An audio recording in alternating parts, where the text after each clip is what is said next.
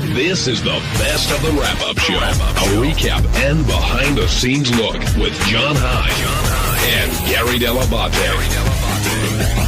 The best of the wrap-up show begins now. So on Monday's wrap-up show, everyone was yelling at me for not remembering my stepmother's or future stepmother's name, which I just happened to forget at the time, and now I know, and whatever. You can watch everyone yell at me because I forgot it.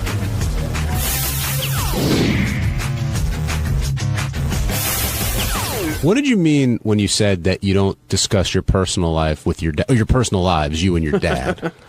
Just basically like who we're having sex with and stuff like that. And just relationships. Okay, but in this particular case, the woman we're talking about happens to be a long-term girlfriend. Well, yes, but like I said, I didn't know this until, I went to visit, the last visit, which was like Thanksgiving. You didn't know before? Oh, I thought somebody you've known for years. No. They had apparently been going out since at least July, as far as I know, because they were doing stuff. They were talking about doing stuff 4th of July, and I just met her. Is that when you found out at Thanksgiving they were engaged, or just this? She was. I found that out like a week after, or maybe it was Christmas. I can't remember. It was shortly after I came back, and he called me up and told me, and I was like, all right. But you and your dad don't have a conversation, not about sex, but your dad doesn't say, hey, JD or Jamie, I met a girl, and you know what? We're pretty serious, and this is we've been dating since July, and we're just really serious. We go out a lot. No. Or even if he said to you, even if you call him, Dad, what'd you do this weekend? Well, me and, Sapphire went to the movies, and we went here, we went there. And if you keep hearing the same name over and over again, you start to wonder, well, who's that person? No, we're both sort of, we both don't talk a lot, so in life, period. So, we just, go through the basics. Hey, how you doing? And, I'm doing all right. You doing all right? Yeah. And sounds more like Richard and his father. Well, then, Do you wish you had a more meaningful conversation, or are you guys both okay with that? I'm okay with it. If I had more stuff to say, I would say it. Is Chuck okay with it? I guess. I mean, I don't know for sure, but I don't know. Like, I can understand why you wouldn't want to say, hey, Dad, I was on the road with Artie and I picked up a chicken banger or something like that, because that's like a kid doesn't generally talk to his dad like that. But I'm surprised your dad's in a serious relationship. If you were if you were dating somebody for 8 months, wouldn't you tell your dad? Like, hey, Dad, I've been dating somebody for 8 months, I really like him? Yeah, I mean, if it was something that serious and that involved, sure. Is it painful for your dad to get remarried, or is that not a big deal? No. Not a big deal. I think he's pretty sure that his mom and dad are not getting back together. Right, but I could imagine. I was pretty sure that a long time ago. Maybe still be painful. I don't know. Or no, I don't know. Bob in Pennsylvania, welcome to the wrap-up show. Hey, how you doing? Yeah, I was wondering if you guys thinking about if JD's a narcissistic nerd because he don't even know the name of the woman his father's going to marry. And I got to first think, Gary. Hello? He's not here. He had to go to the bathroom. He'll be back in 5. Oh, he hung up.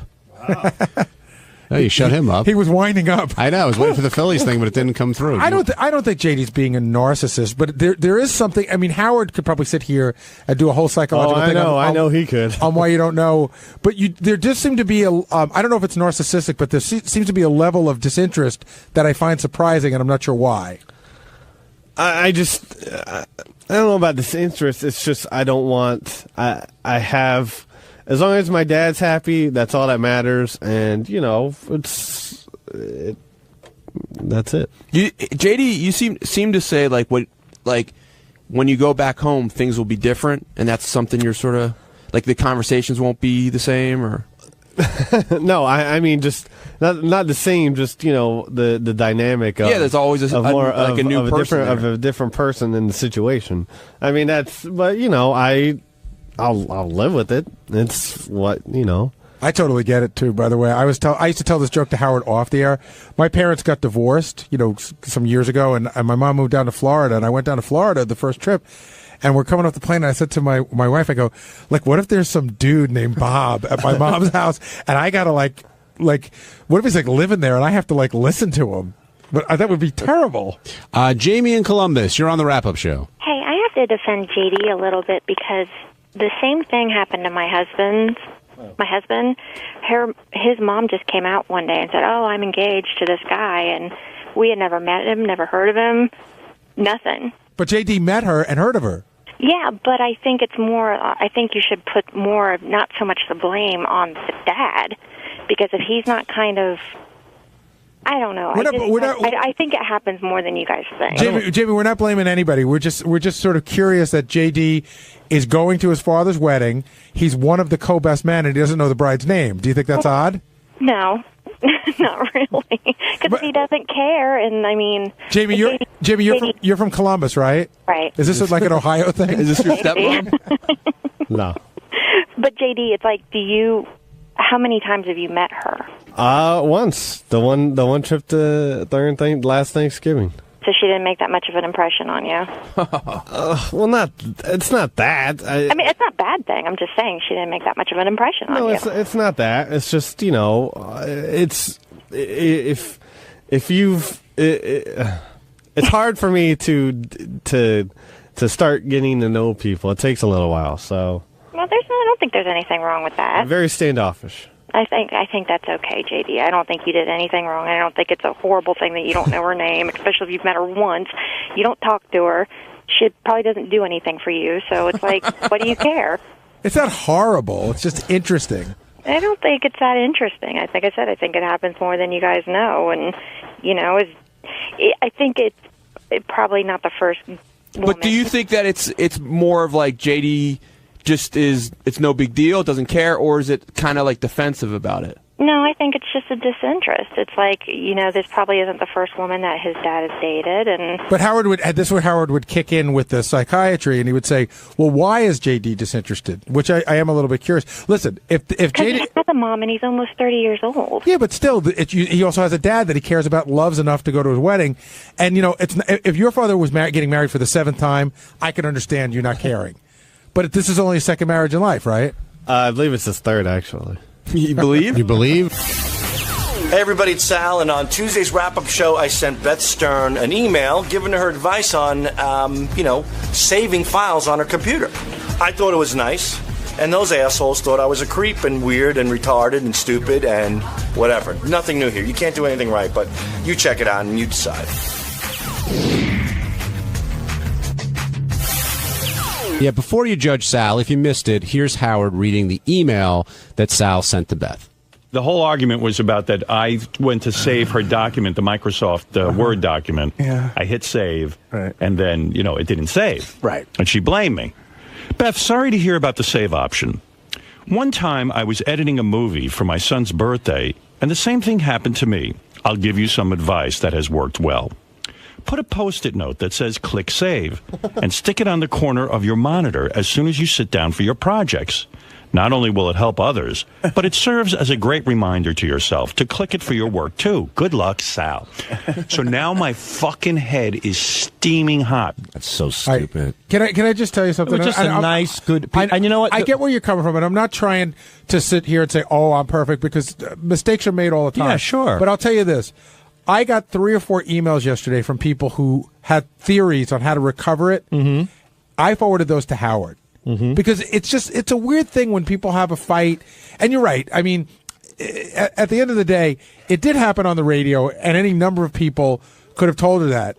But when you send an email like that, you open yourself up to being that you could be the one that told her that. And you don't need that. You could have sent that same note to Howard and say, "Hey, you should tell this to Beth."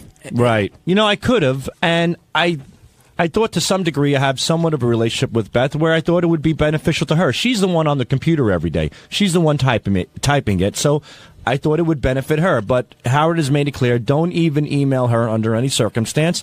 And I have to respect his wishes, and I'll oblige. Hey, Sal, before it came up, like yesterday, last night, when you were sending it, did any of this cross your mind that, like, it could lead to this? No, I know it didn't. No, you know what? After I hit send, I go, you know what? I guarantee you, it's 50-50. You know what I mean? Did it really? Because when I went to you this morning, Howard, the great thing about today was Howard sort of talking on the show this morning. He goes, I'm so fucking mad at Sal. And then went into a 20-minute review of Star Trek. So I said to John, do you have any idea what happened? And John goes, no. And I walked over to Sal and I said, Sal, what happened? You know, and he goes, all I did was the nicest thing in the world that anybody could do. And that's when and Howard started talking about it. Do you see how Howard could see that as not being the nicest thing in the world, or you think he's just putting that on? Could you? Yeah. Okay, then I'll agree with you. You're Mr. Know-It-all. Whatever you say is right. Answer your. That's not true. Answer the question. You don't see Howard's point. If somebody, if somebody sent an email to your wife to help fix a problem. You're asking the wrong guy, pal. If somebody sent an email to your wife, unsolicited, with a problem that was discussed on the air, you wouldn't be like, why is this guy sending it to like my wife? If I wrote to your wife like, wow, that was such a mean song that Sal wrote about. Here's something you can do in the future. Well, okay. First of all, I wasn't emailing Beth to say that Howard said anything wrong. They both got over in an argument over a save option, and I gave her advice. I have spoken to Beth before. We are getting along, and you know what? We've interacted through the computer a few times already. So I thought this was harmless and helpful at the same time. I mean, for Christ's sake, I'm telling her to put a Post-it note up. I'm not changing the face of America. I'm not saying that Howard said it. It's not about the note. You're also assuming that she knew it was discussed on the air. Exactly. It turns out she didn't. I know. Well, but you got to admit, the wife of Howard Stern possibly could find out that he said something about her on his show. Well, it's funny because it's a safe assumption. But the wife of Sal Governale often doesn't hear things, and Sal often makes sure that she doesn't hear things and asks us not to say them on the air. That's true too. That's a good point too. But it wasn't because I wasn't being malicious or trying to hide anything. I was just trying to be helpful. But I see Howard's point. I don't think you were being malicious at all. But I think that you weren't thinking, and I also think that you're not being upfront about the part about. I think you saw this as an opportunity for interaction with Beth, and I think you enjoy that a lot. Well, Beth is, I said it to Howard without being redundant. She's been really nice to me lately. We've made amends, and it's nice. It's going in the right direction, and she's been really great with this show in the hallway stuff. And I just thought I could send her a friendly email to help her out with the save option. That's what it really comes down to. You said something very telling. I won't email her anymore. You said something very telling when you were in there. You said, she talks to me, you don't. Yeah, that's true, too. But that sounds more, again, people could take that as, I've tried to be Howard's friend, it doesn't work, now I'm going to go to Beth and try to be hers. It's not that's not the point that I was making. If I probably emailed it to Howard, I probably wouldn't even get back, I think, a thanks or anything like that. You're probably right. Yeah, and that's the point that I made. But why do you need a thanks? If all you want to do is help, like Howard didn't respond to either of those notes I sent him. And I didn't expect him to. It's just useful information they have. Everything doesn't require a response. I didn't think this deeply into it. I heard they had a fight, and I sent her an option to help her out in the future. She's writing a goddamn book. I wanted to help. I'm just curious. Did you write the note a couple times? No, I didn't. Like, were there any lines taken out? No. I pretty much wrote it when I sat down at my computer, and that was it. There's really nothing program. there. I don't know if it works on Lotus. I think it works on Microsoft Word. You can see what people are erased. Really? Yeah, there's some sort of program that you can do that. That's way wrong. There's more than that, Benji, out there. Take it from me. Mike in Texas, you're on the wrap-up show. What the fuck? Hey, what's going on, guys? Hey, Mike. Hi, Mike. I just want to fucking comment on Sal, man. He's a fucking prick. Thanks, Mike. I'm just saying. I mean, you got your boss there, the number one entertainer in radio history. And he fucking speaks to him like he's just a regular guy. You know what I mean? Yeah. Like Mike is right. That's no way to speak to an entity. No, not at all. Mike's right. I'm sorry. I'll improve myself in the future, Mike. I'll speak to him like a different guy, not a regular guy. Thanks, buddy. Have a good one. Happy Mother's Day.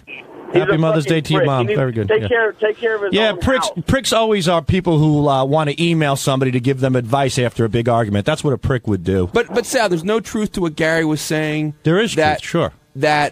You want to partially help out Beth because of she's Howard's wife, and that makes a better relationship with Howard. I sent her an email over an argument they had, and I've talked to Beth But is in the that past. part of the appeal? No, there's no. So, really? Just being nice to somebody who was nice enough to me to do favors for me. You know what it's like? It's like we're in a World War II movie, and all you will give us is name, rank, and serial number. So I don't know what else to tell you. I mean, the same way that she went to Howard for Show in the Hallway, Howard approved it. I mean, you could flip it over and say, did Beth do this because Howard approved of it? Well, she said, that's why. Yeah, she did it. You know what? She was doing something nice for me, and I just did something nice for her back. I gave her simple advice. But the fact saving that, a file. Let's say best case scenario. To drag this out is just okay. Sal, you made a nice gesture. Egregious. Right? I got it right. You made a nice gesture. You were trying to help. That's all. I mean, I didn't expect to get yelled at, but if you want to yell at him, yell. No. That's his nature. Moving past that, sometimes. What about the thing that I don't know if Gary put it out there or Howard put it out there? You've never contacted any of the other wives on the show, I know you got close to Mary, for example. Great woman. So, is it because you don't have weed with Mary? Is it because you don't have a working in Amsterdam? Is it because you don't have a working relationship with them and you have one with Beth?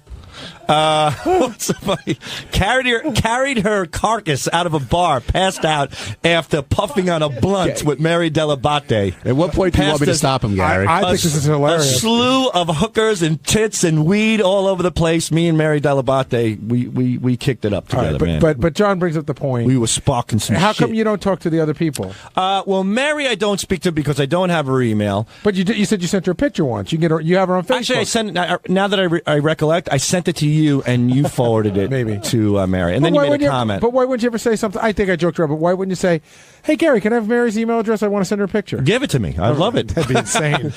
Secondly, I've been interacting with Beth over like the Show in the Hallway stuff, so I had her email already. So it was just I have. But you guys also have something else you're not being honest about. You have a history, a horrible history, and I'm glad that we made amends, and it's good that we're going in the right direction. So today, when I threw out something courteous to help her out, I didn't think it would backfire. Okay, John. I was going to ask you probably. I think is Sal going in the right direction here? Do you feel like him sending that email is helping mend whatever problems and again he's got that working relationship now with Beth? I think Sal's intent is good. Well, that's the question I was going to say: malicious act or Sal not thinking? Sal not thinking. I agree. I don't think Sal went out of his way to.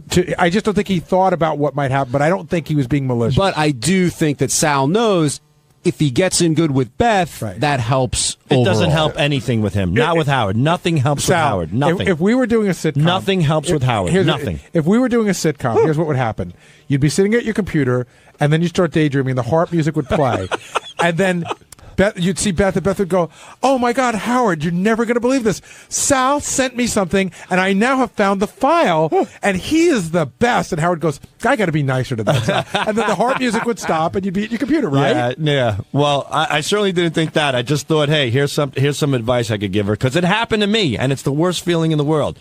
It happened to me, and when I heard they got into a fight, because Howard said he clicked save, she said apparently it wasn't saved, so she was blaming him, and they got into a fight, and I said, hey, put a post-it up. Do you think he dislikes you, or he's sort of offended by you, or doesn't get you? Why do you, because you say no matter what you do with Beth, nothing's going to help. Why do you think Howard, how do you think Howard feels, and why do you think he feels that way? It's really tough to put your finger on it. I think he's comfortable to beat me up. And in an odd way, that's actually a good thing. That he does like me and he appreciates my work. I don't think he wants to have a personal relationship. He's made that clear, and that's so very fine by me. But if he really genuinely doesn't like you, then I wouldn't be having this discussion right now. I think if I have a problem with my son and I have to, talk to him about it and yell at him, whatever, it's because I love him. So in an odd way, I think he loves my work and loves what I do, and he loves my contributions. And in that sense, I think he's comfortable with me, but only in that sense. Like, there's nothing over and above that. But there is something interesting that I'm thinking of as we're speaking now. When you think back on, since the day you started here, how many incidents have you had that have involved Howard or Beth or something like that? And then how many? It's crazy. Who else has had buddy. I can't think of Howard has. I haven't had one incident where it was something about me and him personally, or me and Beth personally, in the amount of time that you've been here. So you're like winning like 12 incidents to none. I know. It's always me and his personal life, and it's always, never Richard. It's never Fred. Never. It's never Artie. Because none of them are an entity to Sal. I mean, with Sal, it's at least in the beginning, it's hero worship. He met the guy who was the guy in his life. And am I off there? No, my dreams have turned into a nightmare, but it's true. Hey, what's up? On Wednesday's wrap-up show, Artie went down to explain why he called Lisa G a dirty cunt and how he's mad at the entire news department. And I went down to throw my 2 cents in because I think I love our news department. They come up with very funny stories, but I just object to the word news or journalism that some of those guys throw around. And I didn't hide that fact. Check it out.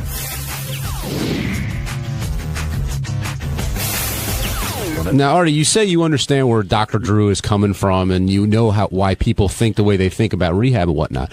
What was it that set you off today? Listen, obviously, I mean, Gary said it in there right now. I mean, if you guys were in my position, would you be a little tense about this? Of course. A little short-circuited? That's where I'm going. That's what I'm going through. So, and I feel great, and stuff's been going positive, and Lisa comes in and goes, Dr. Drew says Artie's going to fail. And I was like, fuck you. It got me mad. Again, I'm a human being. It got me fucking pissed off. I'm doing the stuff with my mom and my sister, it's very personal, and it's very, very important. And it's important not only to me, but to them. And for someone to just come in here after I've done a lot of hard work and just go, look, I called this guy who's supposed to be the expert of all experts, the host of Celebrity Rehab, says Artie's going to fail. And that's it. That's what's going to happen. He's going to fail. This is ridiculous. He has to go away for 6 months. And I wanted to fucking strangle her. And, if you guys wouldn't have in that situation, you're a better person than I am. What do you want me to tell you? I got really mad. I regret what I said to her. I like Lisa. She's a nice person. She's doing her job. And look, she won today. She got a whopper. But do you think, when you say she won, you keep saying that, do you think that there's a, not a contest, but you think there's a battle with you and her? Listen, Gar, not with me and her. Robin points it out. Fred pointed it out. I mean, listen to the opinions in the fucking room there. The only person fine with the news department is Howard. And listen, Howard is the man. I love him. I've loved him since I was a kid. There's a reason he's the man. He deserves all of this. And it was a funny, great idea for the radio. It's not necessarily fun to be covered and have people in your personal shit. But I'm not, you can't tell Howard what to do. I'm not going to say, hey, the news is a bad idea because it might piss me off. So you got to live within these parameters. I think that Lisa and Steve are very good at what they do. And I think they come in there every single time throwing out a line and seeing if they could get something like what happened today. They come in and Steve comes in today and goes, colonics can kill you. So what does he want? No one to react to that? I mean, Robin claims, listen, I can't speak for Robin, but Robin catches a lot of shit for what she's doing. Robin claims that she had gotten to the point where she was going to die, okay? She was incredibly unhealthy. She couldn't come into work. She said she almost called her agent and said, I can't do this anymore. I can't get well and be on this show anymore. I have to take time off to get better. And then this thing came into her life. That's in a lot of people's lives now. And it made her thin and beautiful again and happy and vibrant and energetic. She's still great at her job. So, if someone to just come in and just say this stuff that made Robin's life better will kill people, that's trying to bait somebody into a fucking argument and trying to get a lot of animosity going. And Howard loves it because it's good radio. And look, today Lisa got it. She got what she wanted. And, I got a little too graphic maybe, but fuck it. But Artie, how many jokes have you told about Robin's diet when we're talking about Tim? Yeah, well, listen, Tim's a different story. Tim wasn't dying. But the point. Well, he might have been. Tim was a healthy fat guy. No, but the point is that Tim looks gaunt. I think that if I sat you down, I mean, you're like, hey, Robin, it works for Robin, but you don't believe in the diet personally. What does that have to do with Robin, though? I'm happy. Listen, my sister lives a similar lifestyle, and she loves it. Is it for me? Absolutely not. Do I like making jokes about it? Yes. But am I happy that Robin feels great and in a sense she says it saved her life? That makes me feel great for her. We all are, though. We all. I understand, Gary. I'm not talking about you. I'm talking about the news department. I'm talking about them. I'm not. You know, we make jokes, and Robin has a great sense of humor. That's one of Robin's most amazing attributes. She's got the greatest sense of humor. She's a woman in that hell we create in there for guys. That's fun, but she gets it and rolls with the punches. So, you know, I mean, we bust balls, and she can take that. But Steve and Lisa, and again, it's their job, so I get it, and I'll deal with it, believe me. And I'm really sorry for what I said to Howard. Very sorry that, you know, I started that ultimatum bullshit. I love Howard, and I don't want to disrespect him. But I was fucking really mad. That wasn't bullshit. And I think, you know, Robin says this saved her life. I'm saying what I'm doing is working for me and saving my life. And these two motherfuckers come in there and not jokingly say, okay, Artie's going to fail, and Robin, what saved Robin's life will kill her, and we have experts who say this. And Lisa's expert, she missed the real story. That's what pissed me off. The real story, if she dug a little bit more, would be how much they're offering me to do celebrity rehab, which directly helps Drew Pinsky. So he, you know, does part of him want me to fail and go on celebrity rehab? Of course. He's probably, you know, he's a businessman. That's the fucking story. That's a great story. That's a conflict of interest. That's what makes newspapers sell. And she missed it because I thought she was lazy about it. She called Drew. She got something negative about me, and she put it on the air. But Artie's going to fail. That's it. Don't, you know, how about coming to me and trying to get how much they're fucking offering me to do that show? It's insane money. But did she know that? Did she know that they were offering you money for the show? I've said it on the air before, Gar. I've said it on the air. I mean, it's her not doing her job. That's what pissed me off about it. I mean, Artie drew a clear line today, I thought, during that whole thing, which was you feel like Howard, Fred, Robin, Gary, you named almost everybody in the office. Right, except John. Except me. Absolutely want to see you succeed. Yeah, and of course I believe it. Listen, but you believe that like somebody like Langford, who I'm saying is doing his job, you think he really wants you to fail for the sake of getting a good story? Okay. All right, that's an interesting question, and it's you gotta. I'm gonna try to answer it as carefully as I can.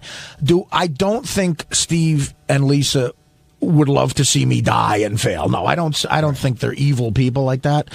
But, you know, the news media on every level, there's a major conflict of interest. Like, you know, negative shit sells. So, does the New York Times want a massive bombing in Denmark to kill 80 people? No, but will it sell a shitload of papers? Yes. So, like, where's that balance? You know, but they don't. They're not instigating a bombing. Right. You almost make it sound like, well, I think you're feeling like Lisa is instigating to piss you off. Gar, you know, if you feel different, then we completely disagree. No, I'm not saying I feel different. I'm asking you. Well, what do you think? I think that Lisa probably went a little bit over the line today, that you probably overreacted a little bit. Both of you were wrong. And I think that on another day, on a different day, this would have gone over your head in the sense, like, I understand why you're upset, but another day you would have gone, who the fuck is she? What do I care what she thinks? I know, right. Look, I'm not that deep into this, and it's a very obviously, look, I think they've done way worse things to you than this. But Gary, but you know, obviously it's timing. It's not, yeah, it's all timing. But, it's not just me, it's my family involved here. It's a very, very important subject in my life, and very tense and very sensitive. Now, I don't control the news department, and I can't make them not cover me. They're going to do whatever they want. But this was a bad timing thing. I've hung out with Steve. I've hung out with Lisa a little bit. They're not bad people. I don't think they want me to fail. But, you know, it's weird when you go, hey, everything's rosy in the news department. There's no great story here. Part of you as a business person might want something negative to just create a lot of craziness. Gary, of the major players on the show, you know, Robin called Howard out, actually, on squashing that story that he didn't like one time. But Howard, for the most part, likes the news. Fred had issues. Artie has issues. Robin, I think, has the most issues. Well, Robin, I don't think even really got into what I believe is a bigger issue. Like, Robin was saying that her issue was the diet stories, but I think the issue was the way the news department sort of followed her around when she was dating Jim, and I think she feels. I think it was the Florentine issue, and I think And that that ain't I think that she would probably, if push came to shove, say that might have contributed to the demise of the relationship. But the question I want to ask you is, you're the other major player, but you seem to have a good relationship with the news. I got to tell you, with the news department, I live a charmed life. For whatever reason, they don't really do a lot of negative stories about me. I don't know that they're being nicer to me than anybody else. Maybe I'm not big enough. Doing a story on you is a lot more interesting than doing a story on. Well, you're not nearly as big a fuck up as I am. Well, that's what I'm saying. But doing a story on your drug use is not nearly as interesting as me talking to a sports psychologist about throwing a fucking ball at a baseball game. I know. One is a manly thing, drugs, and one is gay, talking to a sports guy to throw out a ball at a shitty Met game. So, hey, I just like to throw my 2 cents, and for no other reason, I like throwing my 2 cents. Wait, Jason, do my favorite catchphrase. All right, let's stop the bullshit. I love now. Jason let's on the wrap-up show. When Jason says, let's stop the bullshit on the wrap-up show. Like Susie Orman. Yeah. Stop the insanity. Amongst all the yelling today, Artie brought up a great point about a failure in our news team. And I'm sorry, Steve Langford and Lisa, who, between the both of them, I guess, consider themselves, real news people. Surely Goof knows is a goof, and Brad Driver seems to have a good head on the shoulder. But these two are under the illusions that they're real journalists. Which is great. That's what Howard wanted, I think. But a real journalist, right, okay. if it wasn't meant to antagonize you, the story today, and if it wasn't meant to just stir things up, then Lisa, being a good journalist, would have gotten the second side of the story. Of course. And interviewed people who went through what you went through, successful or not, at least try and get that side of the story. How about, I said that's what a real journalist How would about do. finding out how much they're fucking offering me to do this fucking show? They keep calling me. No, but that's a great story. Right. So obviously, she called Dr. Drew. And she got an answer that says that your thing isn't working. Fine, he has the right to say whatever he wants. Right. She called him and asked. He didn't call up. Right. And but then that's where the journalism stops. And they just. That's it. I mean, I bet you that phone call went on yesterday at 2:00 in the afternoon. What the fuck do you? I mean, if you're a real journalist, then act like a real journalist. Here's the problem. That's not where the journalism stops. Yeah. The problem is the journalism never started. On Thursday's wrap-up show, we talked a lot about homophobia. Scott DePace brought Goodstein in to look at a tick on his balls or something like that. And the question was, who's the most homophobic here on the show? And a lot of people felt that it was Scott DePace. Well, Scott called in to defend himself and give his own interesting, unique point of view and probably confirm that he is the most homophobic on the show, but you can watch for yourself.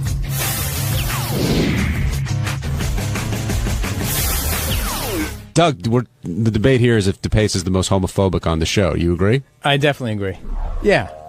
It was so out of character when he brought me into a room and closed the door and pulled his pants down. But he can make that different. He can, make that division. Like, this isn't gay. This is medicine. Right. Like if you went to a doctor. To me, I don't know what it was. It was strange. Did he tell you, or did he just drop? Well, he told me about the tick thing. He goes, "Hey, come here for a second. I want to come take." And then literally, it was like in 3 seconds, his pants were down. He goes, "Look at this." And it never got to like, "Hey, I know it's a little weird, but could you do me a favor and look at this?"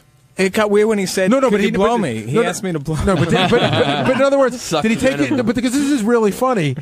There is a big difference. In other words, if I said, "Listen, Doug, I got this weird thing. It's over on my leg. I got to drop my pants to show you. Would you do me a favor? Take a look at it. You might go okay." But he dropped him without asking. The setup was 3 seconds. He goes, "Hey, come here. This is freaking me out." And boom, I was like, "Dude, your pubes are in my face." He's wearing little tighty whities.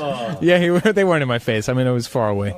But he wears tighty whities with pubes hanging out the sides. Looked like he was smuggling an afro. It looked like Larry standing on his hands. Do you think would he abort his kid if he knew he was going to be gay? That's a good question for him. Scott, if you're listening, get down here. I'm sure he's probably in the car. Or call in. You know the number. Or would he kill his kid who's now Doug, you've been accused of overplaying these stories, and Howard said it, and Scott was saying it a little bit. You guys bit. were in there when I said Scott has a tick underneath his balls. I didn't say I saw his balls. Yeah, I don't think Doug didn't say it, but I think Howard got that impression. That's an easy mistake to make, though. Yeah. No, it is. Now calling in, I believe, is the man who's been accused of being the most homophobic on the show, and that would be one Scott DePace. Scott, you there? Yes. Hey, John. How are you? Good. How you doing? I'm good. Did you hear our earlier conversation? I didn't. I missed it, but I'm sure it's the same old crap that I'm the homophobe. And listen, I am not. I've come a long way. I'd say 15 years ago when I first got to the show, yeah, I probably was. Now, I'm comfortable with gay guys. I just, when it comes to me and the song that I might want to listen to, I could turn this station. Hey, Scott, I brought up a question, like, before your sons were born, if you could have found out for sure one of the fetuses was gay, would you have aborted? Oh, that's a tough question. I'm sure the answer that you all would want me to say is yes, I would abort, and I think that probably is the right answer, yes. Okay. I don't know. It's hard to say. Who knows? No, I mean, forget the answer we want to hear. Give an honest answer.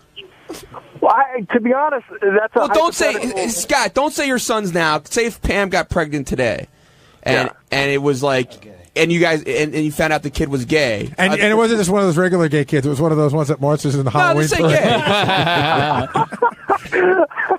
Well, yeah, I don't think he'll be out on the golf course with me. I don't know. Wait, Scott, do you believe that nobody on the PGA could possibly be gay? I mean, I think it's quite possible. I think it's highly unlikely that a male golfer would be gay. But why? Oh, come on, there's gay. Wait, we know that there's been gay football players. We've heard that there's been gay baseball players. Why couldn't there be a gay golfer? We've went into this. The odds that the person finds themselves in those situations where they end up liking golf and their friends like golf, it's probably a lot lower. What? I'm going with Davis Love. Yeah, lower, but certainly not impossible. I don't believe I said impossible. Right. I mean, do you think that odds of finding gay people on a golf course in this country in general are low?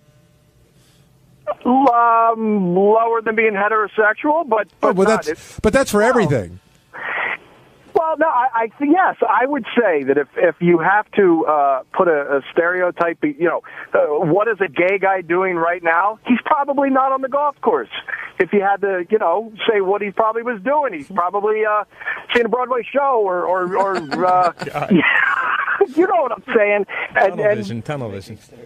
Oh, please. No, Scott, we're just saying that that's a stereotype of gay people. But even working up here, you've seen that there's some people that come on that are openly gay, that are flamboyant, like Rossi Intern or like Paris Hilton. Gary, and then there's people that come on that aren't so obviously gay. Understood, and I hope I understand what I'm saying, and I don't think you're understanding what I'm saying. If I had to place a bet, and there was a random gay guy, what is he doing right now? I would be willing to bet he's doing something in the arts. I wouldn't bet that he's out on the golf course. Right, but we got away from this a little bit because the original statement was that gay. You said something like there couldn't be a gay golfer. No, I didn't say there couldn't be a gay golfer. See, you switch everything. What I said was that I don't think that my son and I will be golfing together. It was sort of a joke, but there is some underlying probability there. Now, Scott, we talked about Doug coming in and telling that story, and Howard felt like he was playing it up a little bit. Do you agree with that? Doug is a drama queen. He over-dramatizes everything. And what happened yesterday, Doug is a friend of mine, and I figured, what the hell? I need to have another opinion about this red ring on my leg. Let me pull down. It's less than being in a locker room and seeing naked guys. I had underwear on. I said, Doug, look at this. What do you think? Now, Scott, did you look? Let me ask you a question. Do you go into the room and do you know that Doug's going to be the guy, or do you look around and you go, Phelan, no, not him. Joe, no, not him. Like, how do you come to the conclusion that Doug's the guy? You pick the golf. Well, yeah. Why did you choose me and do that? Doug was close. He was right there. The other guys weren't there. Plus, I've known Doug for 15 years. And he works out. Listen, if I were gay, Doug wouldn't be my guy. Who would be on the show? Will. He's into Bears. He likes Phelan. Will would be my guy. DePace told me he had a dream about raping me once. Oh. Yes. Scott, is that true? Did you pull him in the bathroom to tell him this story? Wait, Scott, you had a dream about raping Will? I don't remember, actually. He keeps telling me that, and I remember. Right, then Will, tell us what he told you. Yeah, what was in the dream? I don't know. It was your dream, dude. You just came back. I was like, yeah, I think I dreamed about raping you. I was like, oh, I think I was trying to piss you off and just made that up. Yeah, maybe that was it. It appeared to have worked. Yeah. Ralph Sorella, you're on the wrap-up show. Oh, God. Hey, now. Hey, Scott, seriously, not only are you homophobic, but, like, you're dumb. I mean, like... Oh, God. You're not even smart... Wait, listen to me for a second. You're not even smart enough to say, of course I wouldn't abort my child under any circumstances. You would kill... You could say you're not homophobic. You would kill your kid if it was gay? Listen, I'm totally smart enough to answer the question the way that I would not get in trouble. I'm not willing to. I'll answer it how I want. I'm not politically correct like you are. What are you, Miss California? Yeah. Scott, come on! You would kill your kid if it shouldn't even be a question. Wait, that's fine. You can be homophobic. You just admit to it. I thought you liberals don't say that is. You liberals, what are you talking about? You're homophobic. Just admit it. Yeah, I thought you liberals said that wasn't killing. What do you mean? All right, hold on. Let me interrupt this battle here, Scott. If you're not the most homophobic person here, who do you think is? Well, Artie would be a close second. Let's see. I think, you know what? I think a lot of the guys I work with back in the in-demand room would say the same shit. Phelan, I'm sure. I'm just the most. That's the bottom line. But you just plug everybody into these stereotypes. You don't think there's gay guys on the golf course. You think they're all at the theater or doing artwork. Speaking of stupid, you can't comprehend what I was saying. Again, what I was saying is that there's general truths to this. Doesn't mean there can't be a gay guy on the golf. Doesn't mean the gay guys do not like to play golf. It means that if I had to make a bet on what I think that gay guys, do you think it's untrue that gay guys generally, if there was a hairstylist who came and he was male, wouldn't you generally say that he's probably gay?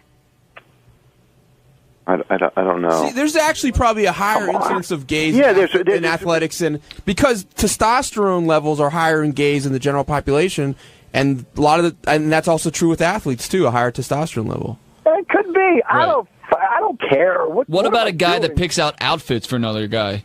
Wait, a guy who plays golf is not an athlete. I mean, let's get that clear first of all. It's ridiculous. Yeah. Let's see you do it, asshole. Yeah, I could pick it up in a week and beat you. I mean, seriously, I got to go with Ralph on this one. I think golf takes precision and everything like that. But I mean, Jesus Christ, if John Daly can do it while he's smoking and drinking, there's a big difference between having a skill and being an athlete. Like bowling is a skill. Right? Exactly. Listen, again, this is another topic I don't really care about. But let's just say that whenever there's a good athlete, they can pick up golf quite well. So I think there is a correlation. Then how do you explain Charles Barkley?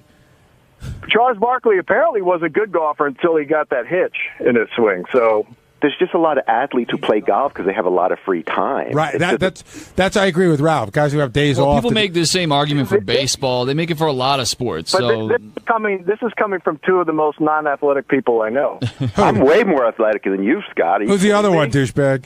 You big fatso. Fuck you. All right, Ralphie, thank you. Fuck you and fuck your Phillies. Throw out the pitch.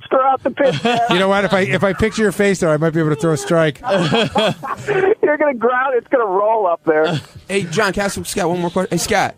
Yeah. Okay, treat it seriously. I just want to see what your line is. Tomorrow the doctor says to you, your kid can be deaf in one ear or gay. Which do you pick? Oh, come on. These are fucking crazy. No, I would not want my kid to be deaf. So No, I said in one ear. I don't care either ear. No. All right. So, by the way, I'm going to call my friend at the Phillies, and I'm going to see if I can get you to throw out the first pitch. That you're such a big talker. Fine, bring it on. I'll throw a strike.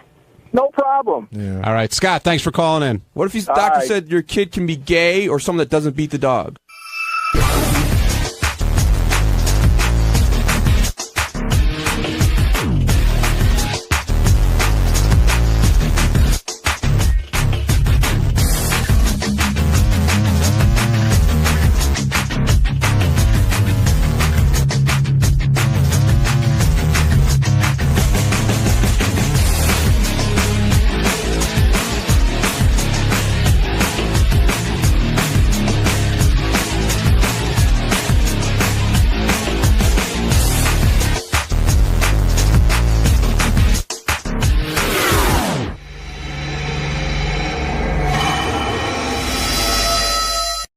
Hey, by the way, I said to Casey, remember Casey who used to work for us? Yeah. And had to leave. Well, he had pressing things out in California. That he had to get to. Casey calls up every couple of weeks, almost every couple of days, and says, "Hey, can I promote something?" Really? And I was thinking about Casey. He's got something new he's promoting, but I was thinking about all the things he's been promoting, and I was going to ask him what happened to all of them. Yeah, because he's always got a new venture. He's like Ralph Cramden. Yeah. What's the latest? I wonder if any of these things ever took off. Remember, he was going to go to Brazil and become some big kickboxing announcer or something. Yeah, what happened to that? Yeah, that one didn't really pan out. The league got disbanded, and I think some people got arrested. But that was. Did they get arrested? I think so, but that was a fluke. And then what about you were going to be a big star on a TV show for the phone? Oh no, I was. Really? Here, wait. I'll read them to you in case you can comment on each of his ventures. All right, here we go. In August of 2008, I'll go in the most recent ones. All right. Casey called in to promote a debt consolidation program called Envision Debt Solutions. What happened to that? Well, I'm not really still in debt, but they helped me, work out a couple things. But they help a lot of people. I find it. But you're not with them anymore, right? No, I did my thing. My problems are higher up, like the IRS. Okay. Oh dear. So in other words, you were just getting some debt help from them when you were promoting them. Okay. No, totally. I mean, there's some things that nobody can help with. In January 2008, Casey called in to promote Rio Heroes, a website that broadcast bare-knuckle fighting from Brazil. Casey was supposed to announce the fights, but the website was shut down. During the same phone call, Casey was looking for girls to enter his comedy and beauty pageant show. Oh, there was a comedy and beauty pageant. I forgot about that. What happened to both of those things? Well, it turns out that it's illegal to have people, fight each other like cockfighting. Right. You can't do that. Even if it's in another country, you can't broadcast it. So people see it in this country. So where are all the guys? Are you in touch with all the guys who were in business with you on that? No, not at all. No. I think they went away. In January 2007, Casey called in to promote his online cell phone show. Yes, that's the one. Where I don't know what he was doing. He had a show on the phone. It was called Swing Shift, his show. Yeah, see, that phone company went under. No, but I thought you were talking about my internet show, which actually... Well, let me see if I get to that. Let's see. Oh, sorry. In July 2007, KC called in to promote a DVD he helped produce with Miss Howard Stern called Girls and Guns 4, Snowing in Miami. What happened to that? Did that ever make any money? No, it sold 8 copies. Wow. 8 copies. That has to be a record. Yeah, but that wasn't what they hired me for. They hired me to watch Miss Howard Stern. Right, but you were promoting it. Yeah, I did promote it. That's true. In October 2006, KC called in to promote his favorite pasta sauce, Son of a Gun pasta sauce. Oh, I didn't even remember that. What happened to that? Let me tell you something. That is the best sauce I've ever had in my life. And I asked Johnny the other day. I said, "What's going on with the sauce?" And he said, he doesn't have it anymore. The recipe, they gave it to somebody. I don't know, but I wish he still had it because that was awesome. Casey was also selling a laptop computer when he called in.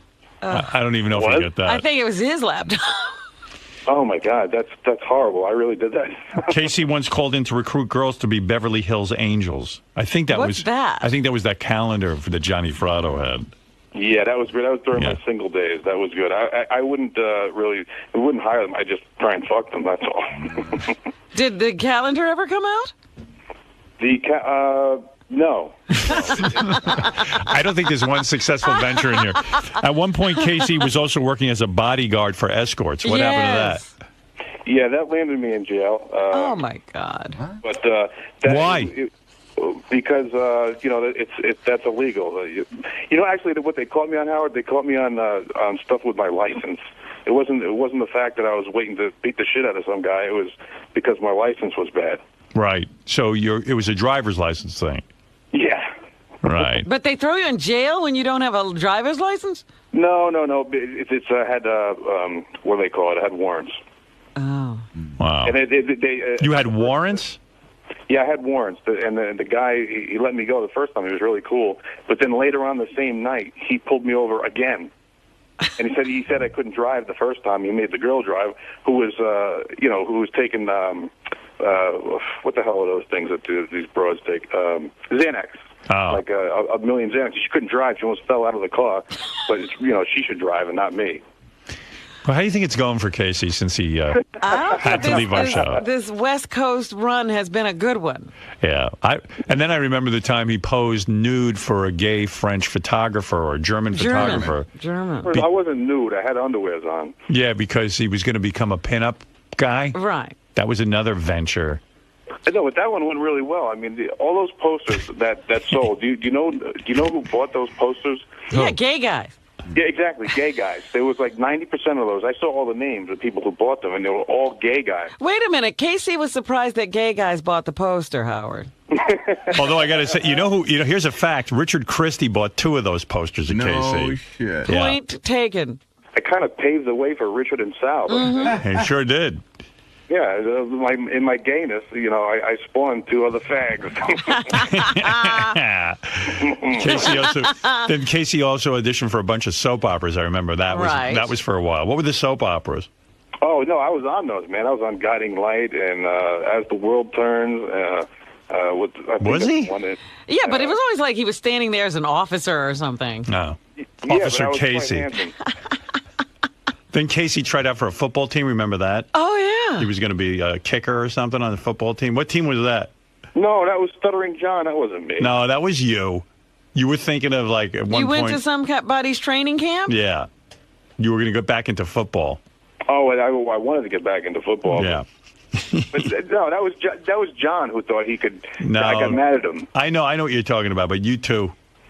Yeah, I was. It was one of 2 things I wanted in my life. This is back when I had hope. It was either to work for you, Howard, or to play football. Well, you blew both of those. Right. I know, really. So now you are completely without hope. He played football and he lost out. He was working for me and he blew that. Yeah. Jesus, when you look back on this, it's like everybody looks back on their life and they like to have some things to say, oh yeah, I did that. I'm listening back to these things and you bring these up, I'm like, Jesus Christ, what the fuck is wrong with me? What have I done? It's an amazing. You mean you weren't keeping track? It's an amazing body of work. You know what Casey's curse is? He's a very good-looking guy. It gets in the way. And it gets in the way, and from just like settling down and doing something where he can rise up and work hard at it and. Focus is very hard for him. But his problem is because he's good looking, he gets like chicks to move in with him, and people give him stuff and they give him opportunities. Yeah, people will open their doors and let him move in. Right.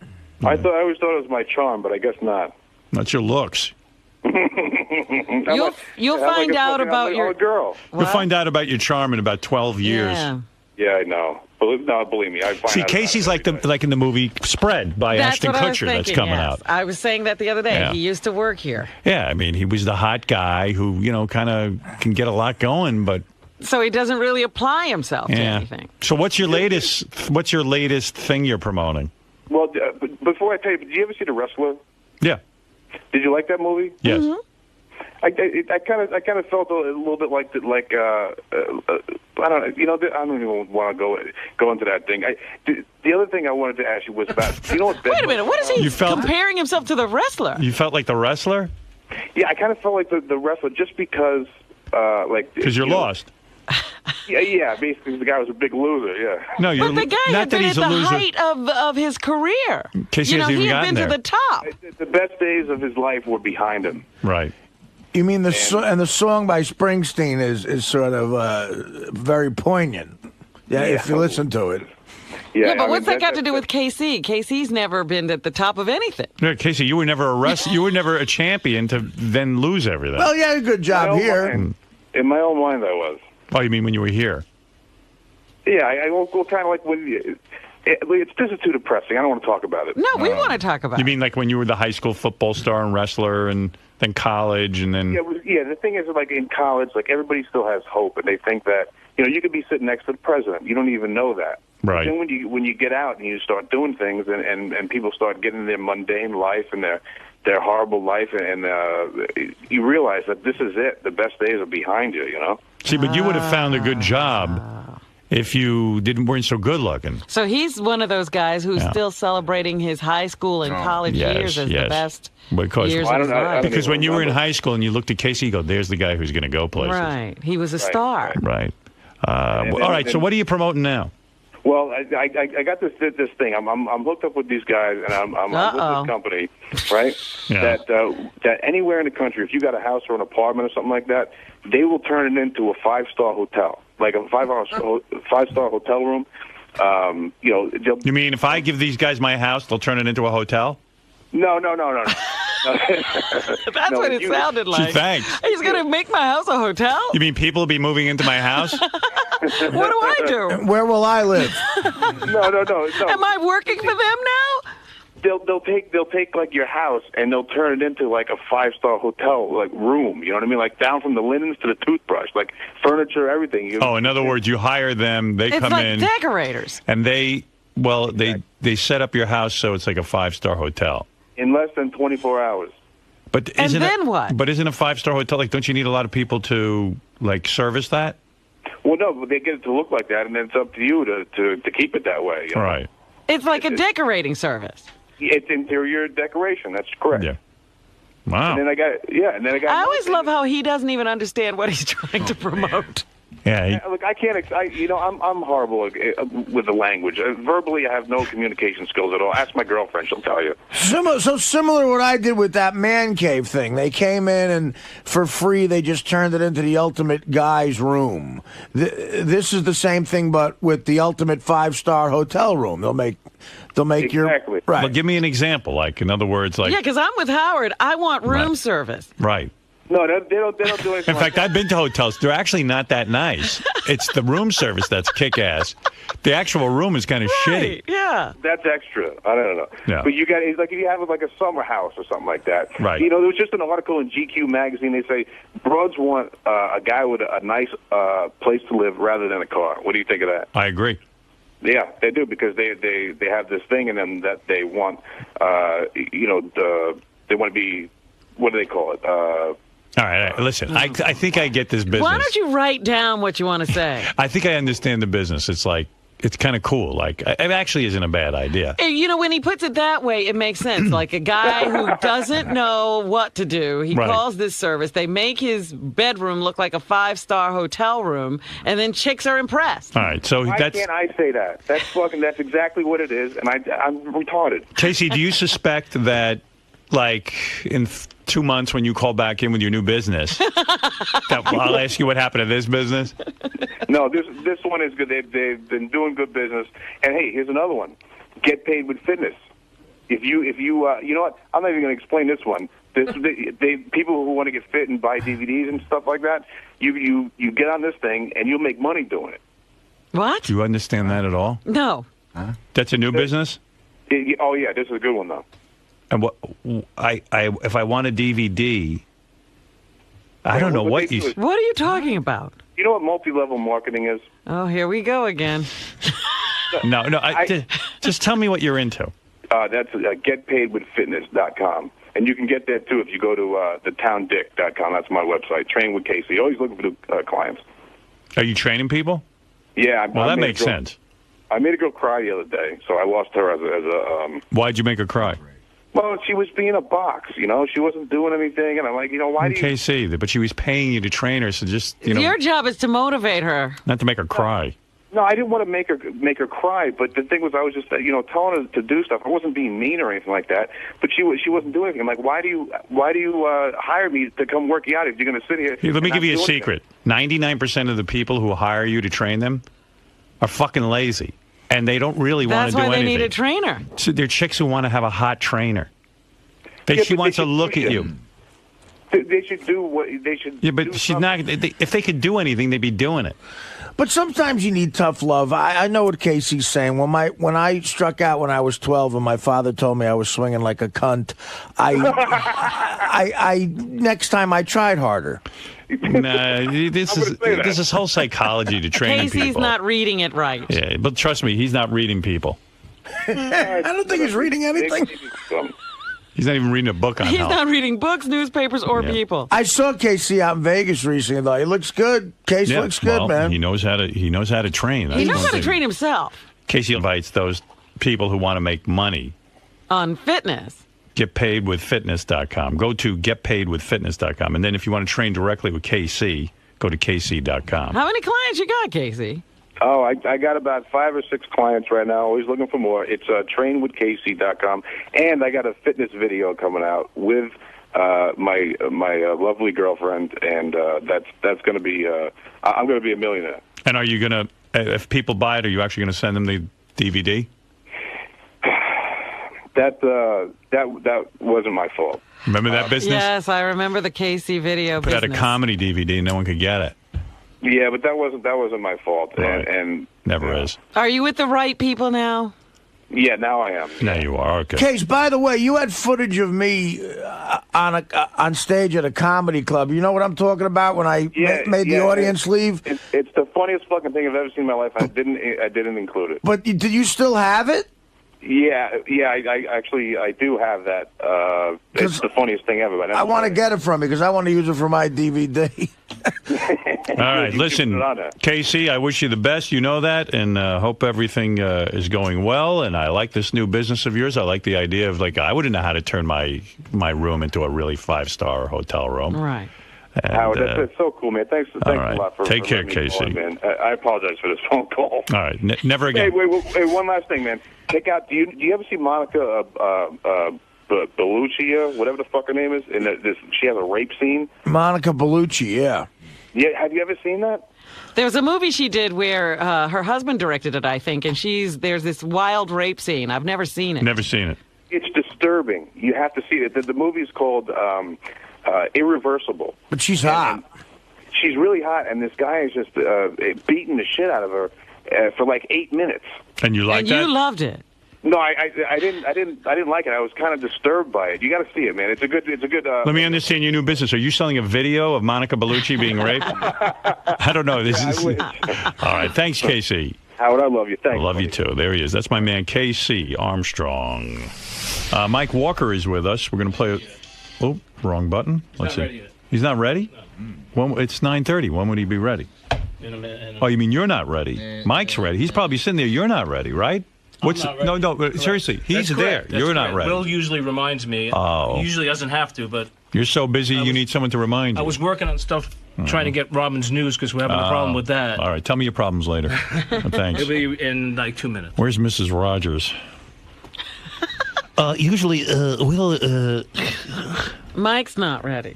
He goes, Mike's not ready. Mike's ready. I still don't see. Where is he? Where is he, Scott? Scott. I have to go to the other end of the building. I'm busy. Will didn't tell me.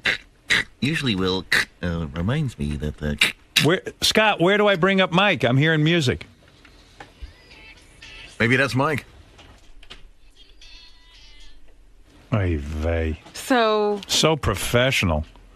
Scott! He just yelled coming. Scott, that's not Mike Walker. It's music.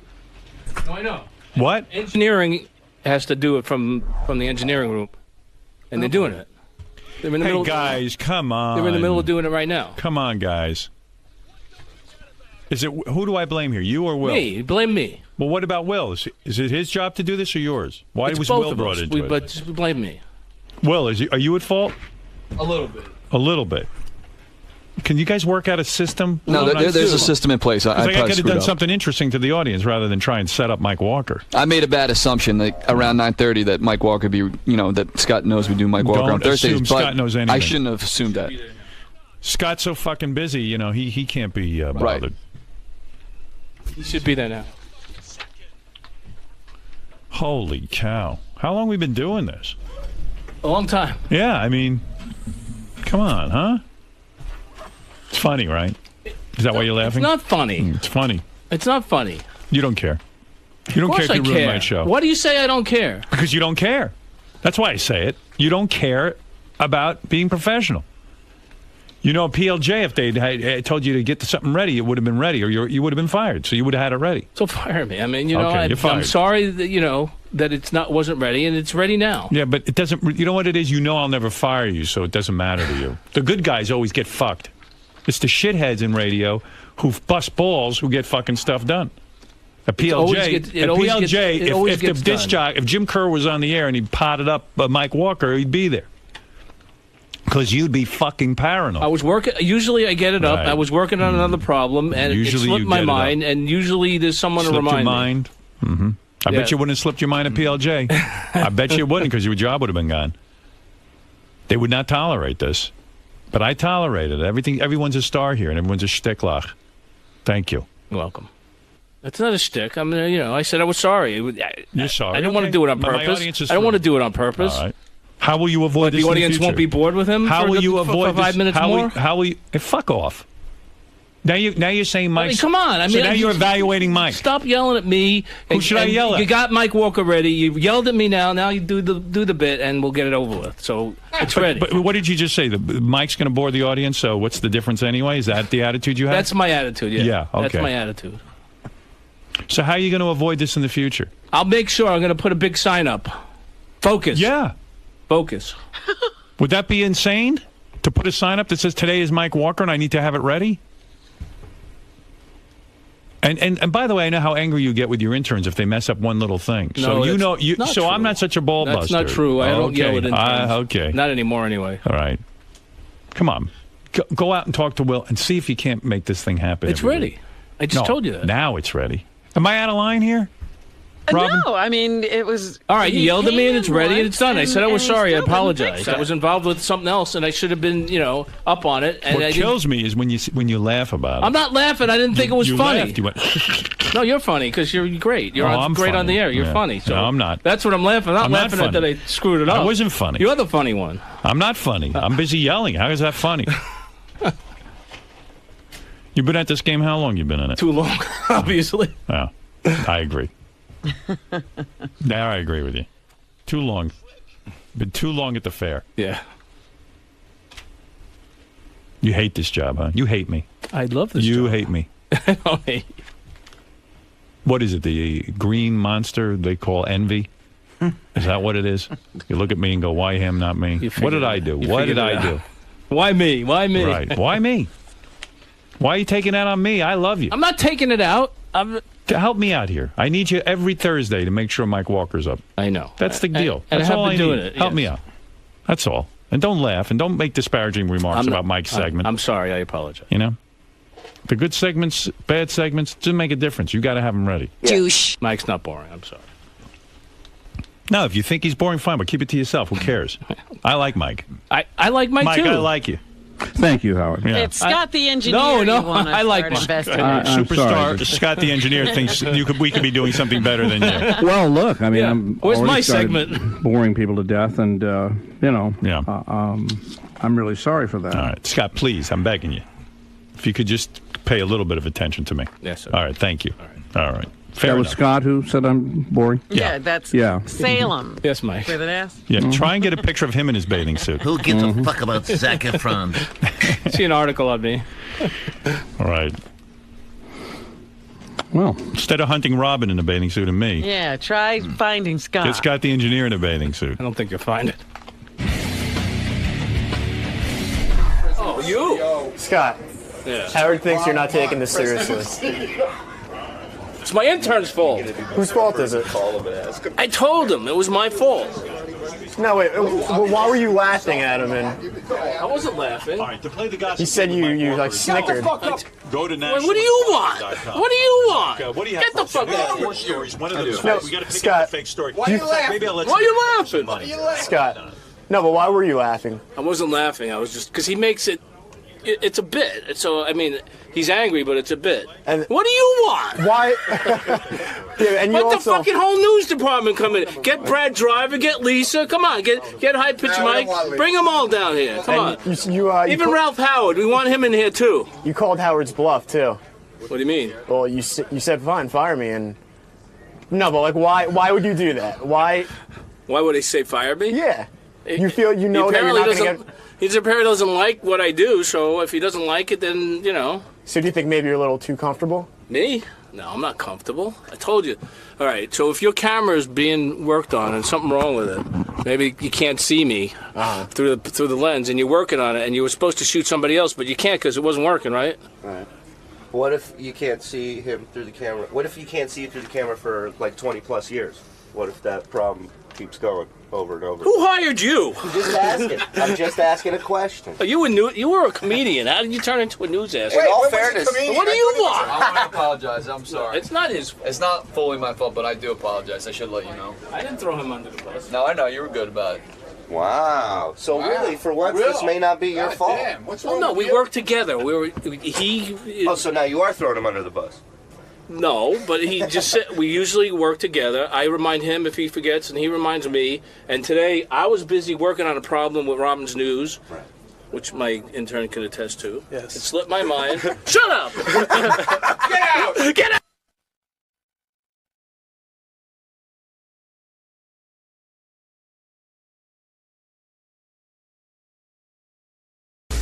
Absolutely. What are you going to be talking about today? Whatever You got a new movie, right? Yeah, I got a new movie. And anything else that comes up? Yeah, whatever they want to talk about. I'm here. I'm in Midtown Manhattan. I'm in Howard Stern. What can get cooler than that? Exactly. And you guys are very like-minded, so it should make for some interesting conversation, right? I hope so. Thank God for Howard Stern. I'm glad he's on this planet, that's for sure. Why do you say that? Well, these days, it's just all bullshit, isn't it? I mean, how many people really just, say what's on their mind and say it without any fear? I mean, he really, really doesn't give a shit. And that's a good thing, Most people have to worry about, geez, if I said that, am I going to have a job tomorrow or, whatever. You could say, well, easy for him to say that now because he does so well, but I remember him back in Detroit when I was a teenager, and he still didn't care then when he had no money. Yeah, so, it's great to have an authentic voice in this country, and there are many of them, but it's good to begin the day with him. So. Michael Moore's new movie is called Capitalism, A Love Story. Opens today in Los Angeles and New York, and October 2nd in theaters everywhere. He's got more Secret Service detail. He gets a lot of death threats. I was going to say, what is all of that security out there? Michael Moore's got real security. He doesn't have, just a couple of big bouncer-looking dudes. Right. He's got, Secret Service type security. What's that cost Are these guys walking around They're with... special forces, actually. They're not even Secret Service. They're all Green Berets, ex-Green Berets, Where do you Special hire Forces, guys like that? Navy SEALs. The studio actually provides it. It's a company in L.A., and it's, for people that have to worry about crap like this. Do you get a lot of death threats for real? Well, apparently the studio gets a lot of threats. But you don't see them? But they hire these guys because they're worried about the insurance if anything happened to me while I'm sitting here in the studio of the Howard Stern Show. But do you have problems with situations? I mean, it seems like a terrible way to live. It's almost like being a prisoner in a sense. Who would want to see harm come to you? I mean, I know people disagree with you, but do people want harm to you? Oh, Howard, geez. I mean, really? No, it was 5.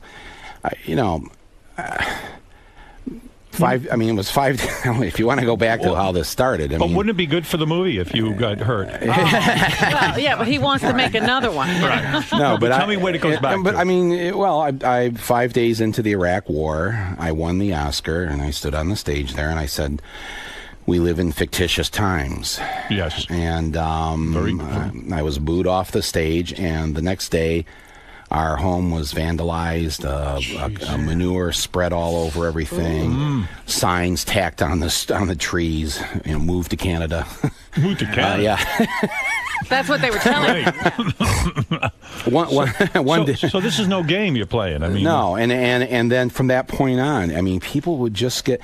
I think what happened is that the Fox News Channel and Limbaugh and O'Reilly and these guys, decided to create a fictional character called Michael Moore and started telling all these lies about me and trying to get their listeners all hepped up that, oh, this guy doesn't like America, he's godless, he's I hear you targeted a lot on there. I watch those channels constantly, and you're constantly targeted. And so what that does is it encourages the less stable who are listening to those or watching those shows. You think unstable people watch Fox News? I think there's a few of them. Right. And so then when they just see me on the street, they go crazy. I mean, I was walking down the street in Fort Lauderdale. A guy in a business suit walks out of a Starbucks, just sees me on the sidewalk. His face just turns purple. Because you're the enemy. Worse than the enemy. You're the a communist devil. I'm not human. You know, it's true. He takes the lid off his Starbucks and he throws hot scalding coffee at my face. Jesus. And one of these special forces guys was so quick. He sort of dodged right in front of my face, and he took the hit of the coffee. He got second-degree burns. We had to take him to the hospital. But even with the second-degree burns, he takes the guy down on the sidewalk, head right down to the cement, cuffs him. Cops were just a couple blocks away, and it's an assault. You know, it's funny with you because I was talking to a guy. He says, I'm glad Michael Moore's got to walk around with security. It's good he has to live his life that way because he makes up lies. So I said, okay, fair enough. What lies does he make up? Oh, you saw Fahrenheit, 9/11 or 9/11. I go, yeah. He goes, filled with lies. So I said, okay, what was one of the lies?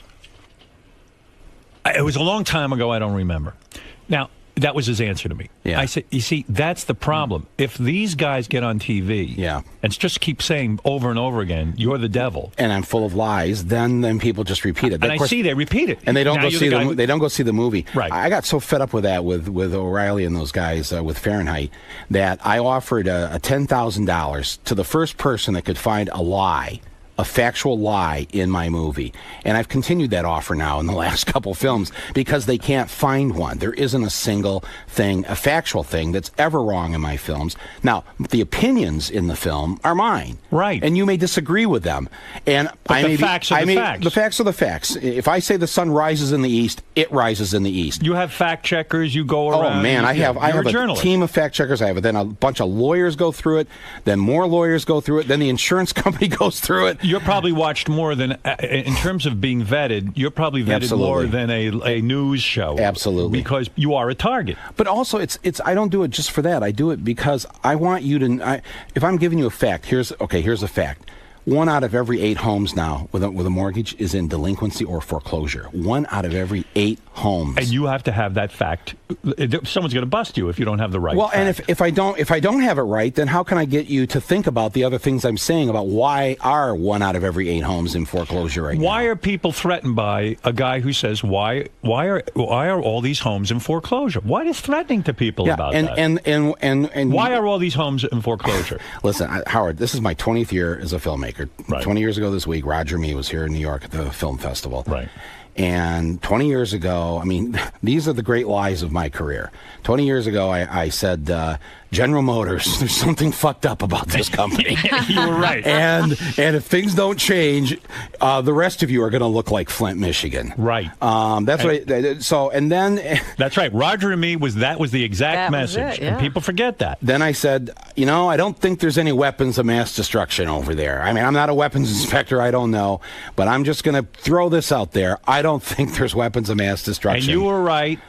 Yeah. And even the President of the United States was bullshitting. That's right. So you were telling the truth. That's right. Okay, go ahead. And 2 years ago, I made a movie about the healthcare thing, and it took 2 years. Now we're in this huge debate. But I was doing it 2 years ago and saying, hey, there's something wrong with the fact that right now, 14,000 people every day, 14,000 today, will lose their health insurance here in this country. And why is that threatening to people to hear about that? Well, it's funny because Michael says they attack him and say he doesn't love this country. And these are people who claim to love the country, but they don't necessarily love what it stands for, which is freedom of speech. Well, no, they don't like when people question it. But they do. Right, which is what America's supposed to be about. Exercising their rights. The rights that are given to us in this Constitution, they claim they would die for.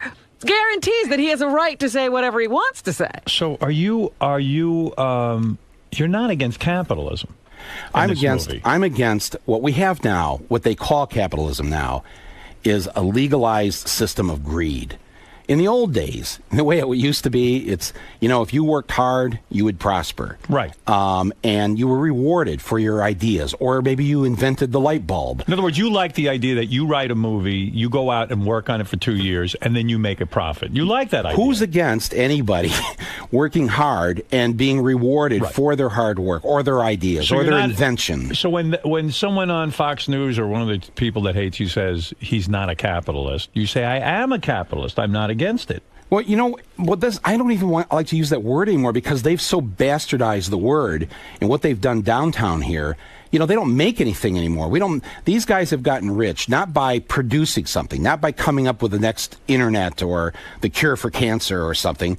They're making it by moving money around. They make money off money, then they take bets against the money, then they take bets against the bets, then they take out credit default swap insurance. It's totally insane. I don't even understand the stock market. It seems to me if you know a few people, you somehow get some information and then you can make a couple of bucks. It's almost like legalized gambling, right? Well, it's exactly what it is. But it's a crazy casino that even many of them can't explain themselves. It's purposely kept confusing. I show this in the movie. I actually go down to the stock exchange and I stand outside the door at closing time and I ask all these guys, can you tell me what a derivative is? Can you tell me what a derivative is? And no, one by one, finally one guy stops. Well, actually, one guy, I said, come on, guys, give me some advice. And one guy says, yeah, don't make any more movies. And, but then the next guy says, here, I'll tell you. And so he went and sat down on a bench downtown there, and he tries to explain a derivative to me, and he can't do it. He starts over like 4 different times. It's a crazy system, but what it's done, it's lost a lot of money for people. Is this why we end up with a Bernie Madoff? Because we don't understand the system, and he says, trust me, I know how to navigate the system. Yeah. He navigates the system and then runs off with all your money. Very smart people trusted Bernie Madoff. Right. He didn't go... That's what's scary about it. He didn't go someplace... He didn't go into a poor community and take advantage of the poor. Right. He did this with people who were the captains of industry, who were big names in show business. And do people get in trouble because they're trying to make money with their money, in other words? Exactly. It's and of course nobody complained when he was giving them those 10 to 20% returns. Right. Of course, all he was doing was taking the money from the new people that were investing into his scheme. But nobody complained. Nobody said to themselves, geez, that's obscene. The rest of the economy is like sucking right now. But I'm getting 20%. So well. I think I'll just be quiet about this. But then suddenly when they catch him, they go, oh, the horror, the shame of it all. It's Bernie. I'll tell you, I'm actually one of the people that I feel bad for the guy because he's just become the poster boy of a much larger Ponzi scheme here. Right. Do you take the belief that the stock market itself, the way the financial institutions are set up, the guys who give mortgages, is it all one big Ponzi scheme? That's what I'm at that point now where I believe, and I interview people in the film who actually show how this is essentially a pyramid scheme, that the economy has become Amway, where only a few people can sit on top of the pyramid. But the key is to convince everybody else in the pyramid that they're invested in it. And you too can be up here with us. Just keep working hard. Just keep busting your ass. Take a few less benefits at work. You'll be here someday. So that's the scam you're saying, that maybe less than 1% of the country gets to sit on top of this pyramid scheme. And that 1% has as much financial wealth as the bottom 95% combined. Now, you're going to tell us, or people are going to now complain about you and call you a communist and all this, and then 2 years from now, we're going to say, gee, the guy was right, like we did with... well, this is my appeal. You've been doing very well. My appeal to people who are listening, who take that position with me, is... at least this time, give me the benefit of the doubt. Right. For 20 years, I've got some credibility. I've tried to warn you about a few things. Right. Just this time, just go with me on this. You don't have to agree with me about the other stuff, gun control or abortion or any of that. Just forget all that. Just on this. Just trust me that there's a bunch of people, a lot of them in downtown Manhattan, who right now are trying to figure out the next great scheme to take your pension from you, to make you work harder for less money, longer hours, less benefits, and that's the Dow Jones right now is doing really great. Are people as unemployment goes up, the Dow Jones goes up? Does that make any sense? Because the way the Wall Street looks at it is that well, we're going to make more money if we have to pay less people because employees are your largest expense. Right. So they reward a company that gets rid of people because the bottom line initially is going to look really good. But long term, it's fucking stupid because if you lay off all these auto workers, who's going to buy the cars? Who's going to have the money to buy the cars? It's like you've killed your consumers. It's absolutely stupid. Are you shocked that you have so many haters, that there are so many people after when you're you? Trying to save everybody. I mean, don't you think you should be held with some reverence? Well, no, absolutely no. I do. I think you're a hero. No. I think everything you've done in the films has come true. I'm a big fan, and I don't understand why somebody, especially if you're in the 95% of the people who have nothing, compared to that rarefied air, why would people? Do you think people dislike you because you're bursting the bubble? In other words, you're breaking up their dream that they're going to get to sit on top of the pyramid. Well, that could be some of it, but if you go into the doctor's office and the doctor says to you, "You're going to die." I'm sorry to tell, well, or you have now you're going to die, but you have cancer.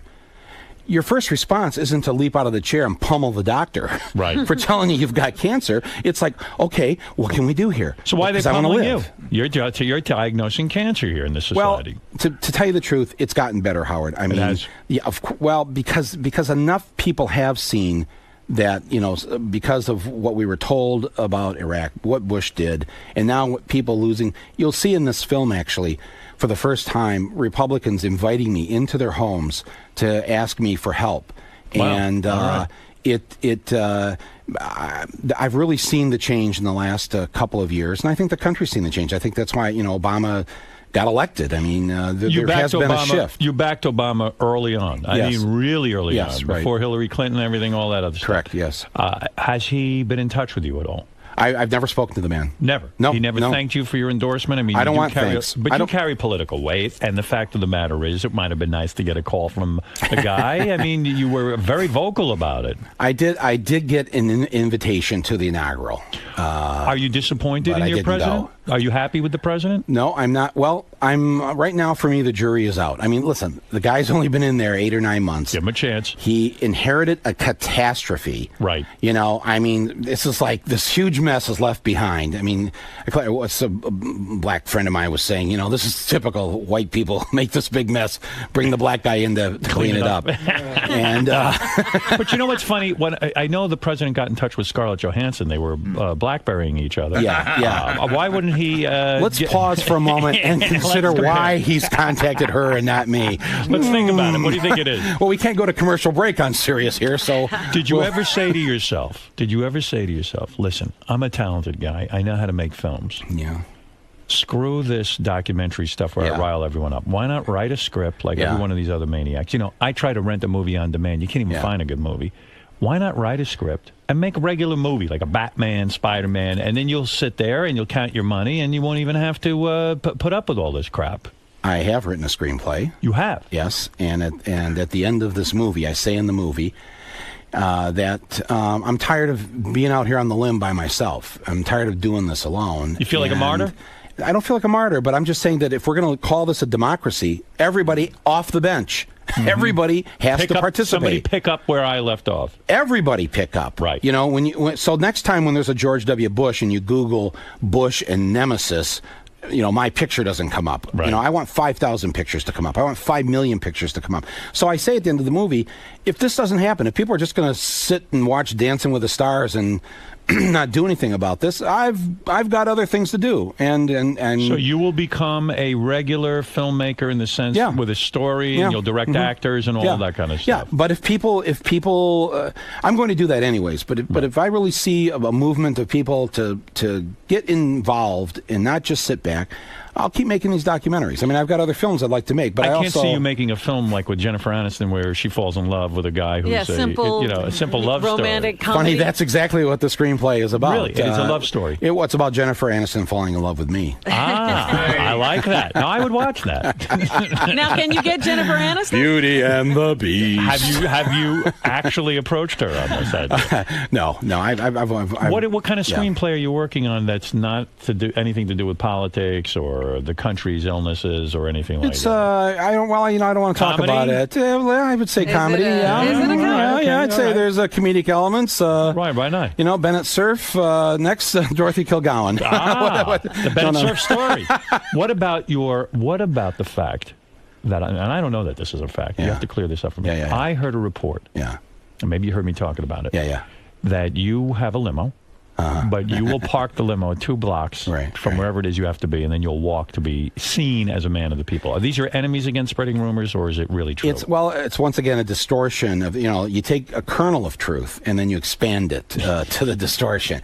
The truth is, yes, I have the limo, but in the limo, I'm not in the limo. Right. My Pilates instructor's in the limo, my masseuse, my life coach, and then I run behind the limo for extra, because I don't know. Would you actually ride in a limo? I would think you're against these gas guzzling kind of cars. Well, yeah, no, I try. Yes, a bourgeois in fact, I drive a. Well, I don't know how gas guzzling this is. I drive a Chrysler minivan. Oh, so, okay. All right. It's 5 years old, so it's it's got 100,000 miles on it. But no, I mean, what brought you here today? Did you arrive in a limo? No, a van. A van. Yeah, there's a van parked outside here. I mean, poor you. You can't even enjoy some of your success because people will perceive it that you're. Yeah, but I don't know. Limos are kind of, when you're 6'2", those things are like to. Crawl in there and... I wouldn't know. I would never use one. Yeah. I find it a decadent sign of... But I do... Elitist, yes. So now, let me understand also. Yeah. The last time you were here, you told me you're losing the weight. Yeah. You were going to get in shape. Yep.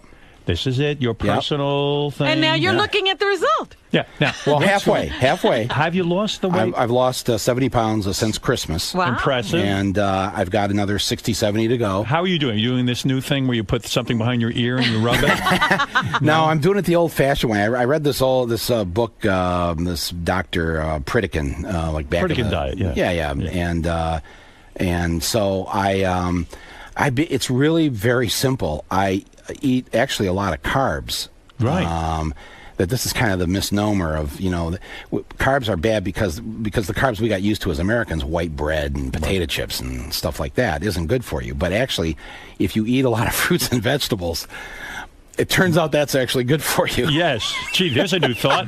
Yeah. So, and then I bought one of those elliptical machines, where you sit, the cross trainer. Cross trainer, yeah. It's so you don't, pound on your feet and knees. Do you hate all this exercise? It's not you. No, because I usually do it watching the news, or I put an iPod. And how many? What are you doing? 30 minutes? I do 30 minutes in the morning and 30 minutes at night. Very good. So I get up in the morning, 30 minutes. Yeah, everybody's got 30 minutes, right? So what is your life like? I mean, is that it? You get up, you exercise, you live a normal life, huh? Yeah, and I live a normal life. I live in northern Michigan. Still? Yeah. With still the live wife? there. Yeah. Sex good? Yeah. It's funny about Fox News. I'm actually a very conservative person. Yeah. I've been with the same woman for 30 years. You would be someone they worship. All of the pundits, however, probably have different backgrounds. We wouldn't let our daughter have a TV in her bedroom. She had to come out and sit with the family.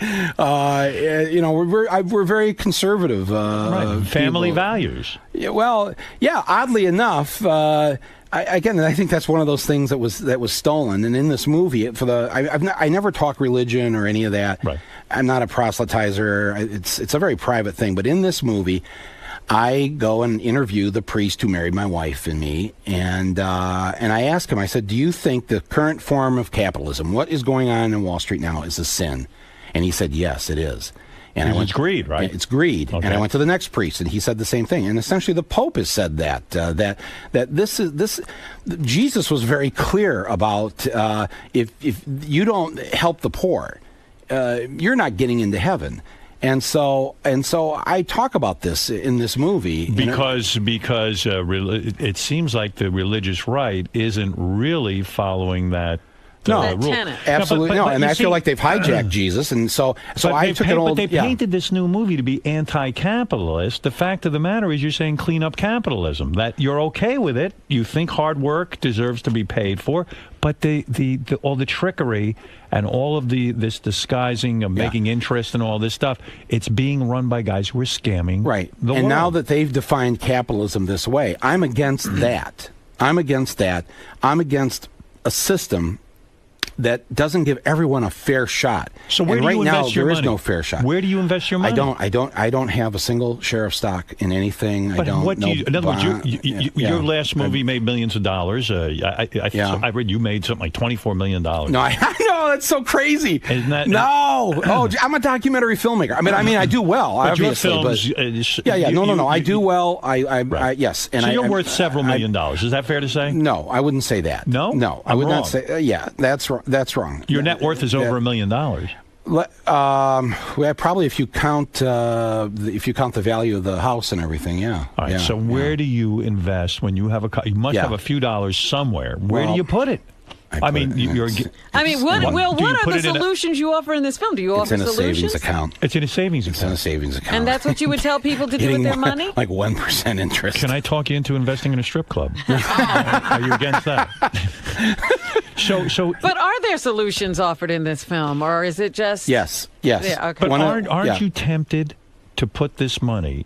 What money? He says there's no, he has money. No, because I don't think I should make my money off money. I should make my money off the next film, off my next idea, off my hard labor, my sweat, and whatever. That is where the money should be made. And that's why we're not going to get the next internet invention, because the young people coming up are being taught, and I show this in the film, the number one job now for students graduate from Harvard, MIT, Duke, the top brains. Wharton School of Business. They go to Wall Street. They do. They don't. And I'm telling you this. I mean, they're hiring physicists. Wall Street is. They're hiring engineers, mathematicians, because they want the top brains trying to figure out all these derivatives and all these new schemes and scams. And instead, so when they take those brains, we don't get the next cure for something we need to find a cure for. Because they're going into investment banking. Yeah. We don't get to figure out how we're going to survive without oil. Where's the next alternative energy source? Or why the fuck don't we have a bullet train? The Japanese have had this for 40 years. They don't need a bullet train. They live on a little island. We live on a huge country. You know, Howard, if we had a bullet train in this country, we could get from New York to L.A. in 10 hours on the ground. You are making a very good point. I know for a fact that you're telling the truth. I know some kids who are brilliant kids who go to Wharton School of Business and a couple of these other institutes, Penn, all this stuff. All they want to do is be investment bankers. Yeah, you are absolutely right. No, they never say I want to go invent something or make something. They want this investment banking job. They want the lifestyle. Right. And here's what's be so what's so sad about this. You and I are the same age. We're born the same year. Right. And the year after we're born, Dr. Salk, Jonas Salk, invented the cure for polio. That's right. And our parents, when we were born, were very scared about this because so many kids were getting polio. He invents this, he finds the cure for polio, and then he announces that he's not going to patent it. He just gives it away for free. That's right. Gives it away for free. And I have a clip in the film of Edward R. Murrow saying to him, "What, are you crazy? Why don't you patent this?" And Dr. Salk says to him, "Well, would you patent the sun?" I mean, this is for everyone. I mean, the absolute selflessness of this. He could have been a multi-millionaire, but it was more important for him to do something for the common good. And you're saying there's no patriots like that anymore? It's rare. When do you see that? Citizens of the world like that anymore. That was a world. And look at a scumbag like me. I tried to patent the sun. Did you know that? I tried to patent on the sun. I was going to start licensing sunlight. But speaking of you as a scumbag, Howard, and thank you. Yeah. Thank you for recognizing him. I was listening to you out there talking about how you don't give a fuck about anybody. You make as much money, and I'm not for. You said I'm not about me. I'm not. Money. Yeah, well, I'd say I'm not for. You said I'm not for the collective, but I'm sitting out there with your staff and your crew. Yes. And the truth is, listeners, that this man takes very good care of everyone here. Not Benji. He'll tell you himself. Well, but he's here on a work release program. Yes. Yeah. So, but everyone else, I mean, they have health benefits here. They get paid well.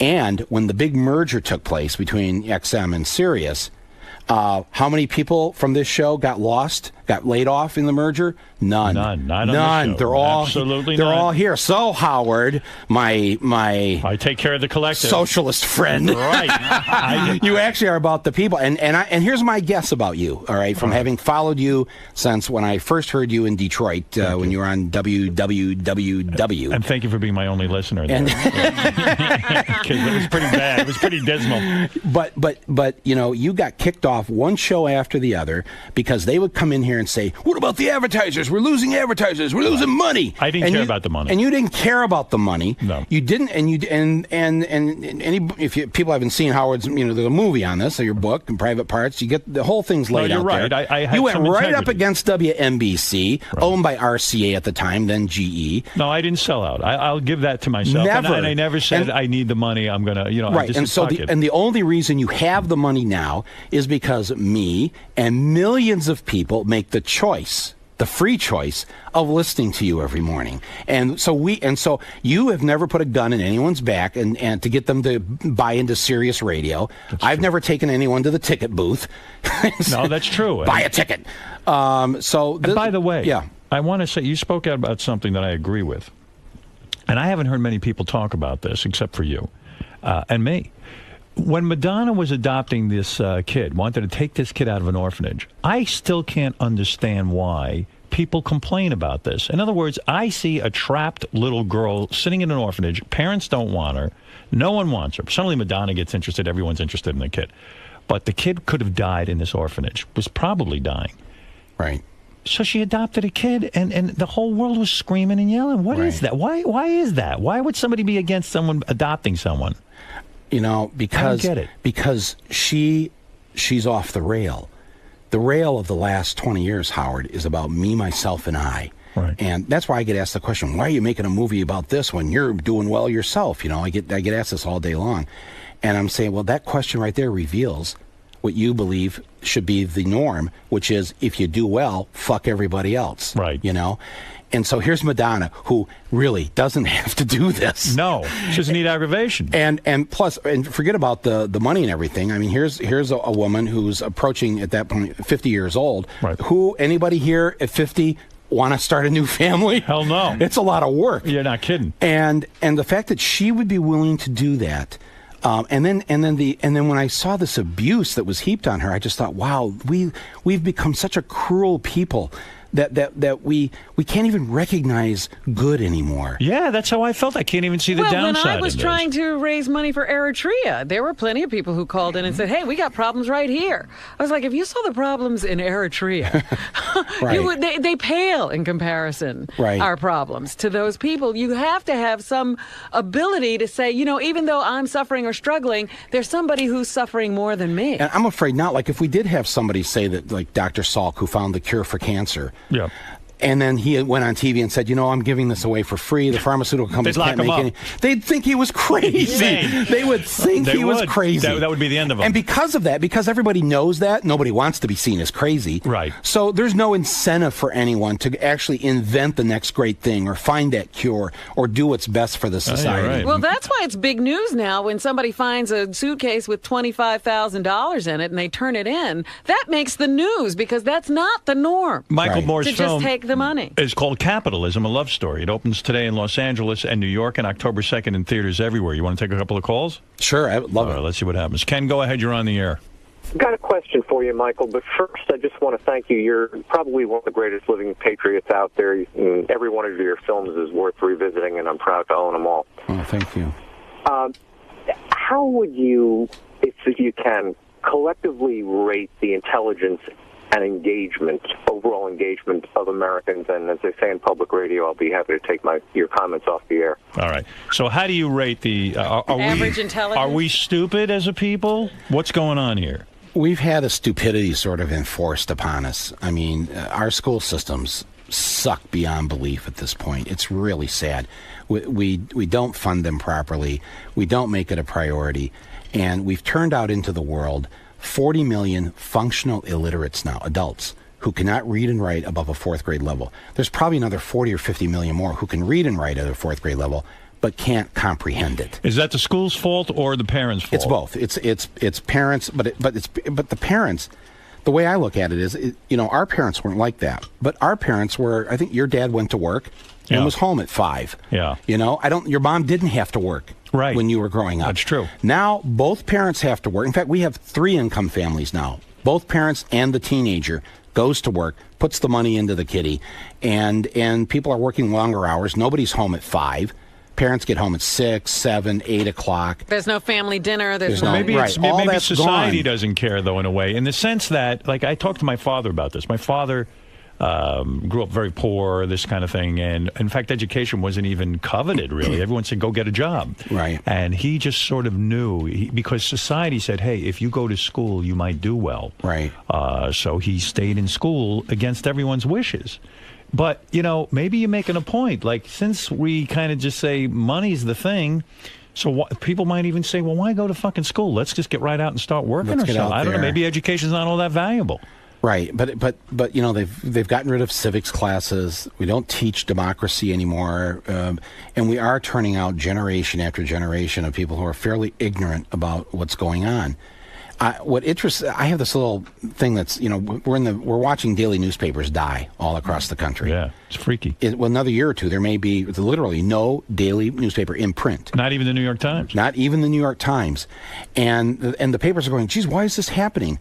And I said to an editor here last week, I said, well, maybe it's because in the 17 elections between 1940 and 2004, the majority of newspapers in this country endorsed the Republican candidate for president 14 of the 17 times. That means you, the newspapers, endorse the party that wants to dismantle the Department of Education, wants education to be on the lowest rung of the ladder.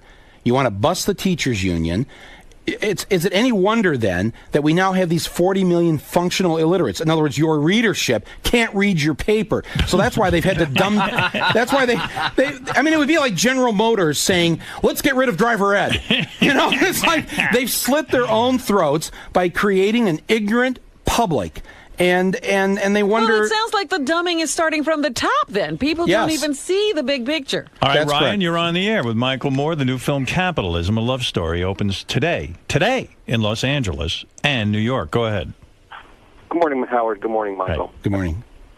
A side note, I'm an Iraq vet. I'm very proud of my service and what I've done to help the people of Iraq. But to go back to what you said about you're tired of being the only one with a voice of opposition, wouldn't you agree that there is now a conservative movement in this country to stop all the government spending and throwing money at Wall Street and adding fuel to the fire, basically? Are the conservatives trying to stop all of the waste? There are many conservatives who are doing this, and I think this is a great. I mean, a lot of liberals, they don't like seeing conservatives getting out there and doing this, but I think it's good that they're participating in the political process. Even if I don't necessarily agree with how I would solve the problem, they wouldn't be the way they would solve it.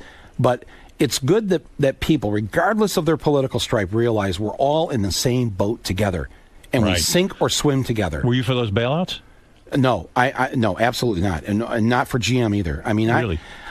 I wasn't for just handing over money. Why didn't they do what they did? Remember back in the 80s when the savings and loan scandal? Yes. What the government did was it went in and it took receivership of all these savings and loans. It just took them over, and then they spent the next year sorting it out. Okay, these ones aren't any good, you close down. These ones are strong, you stay open. And then they turned it back over to everybody, and that worked. This time, they just wrote a blank check. They just said, here's $700 billion. Oh, by the way, we'll print another $1 trillion of money that we don't really have in the economy. We'll just print that for you. And they didn't have to, the banks didn't have to say what they were going to do with the money. There was no plan to pay it back.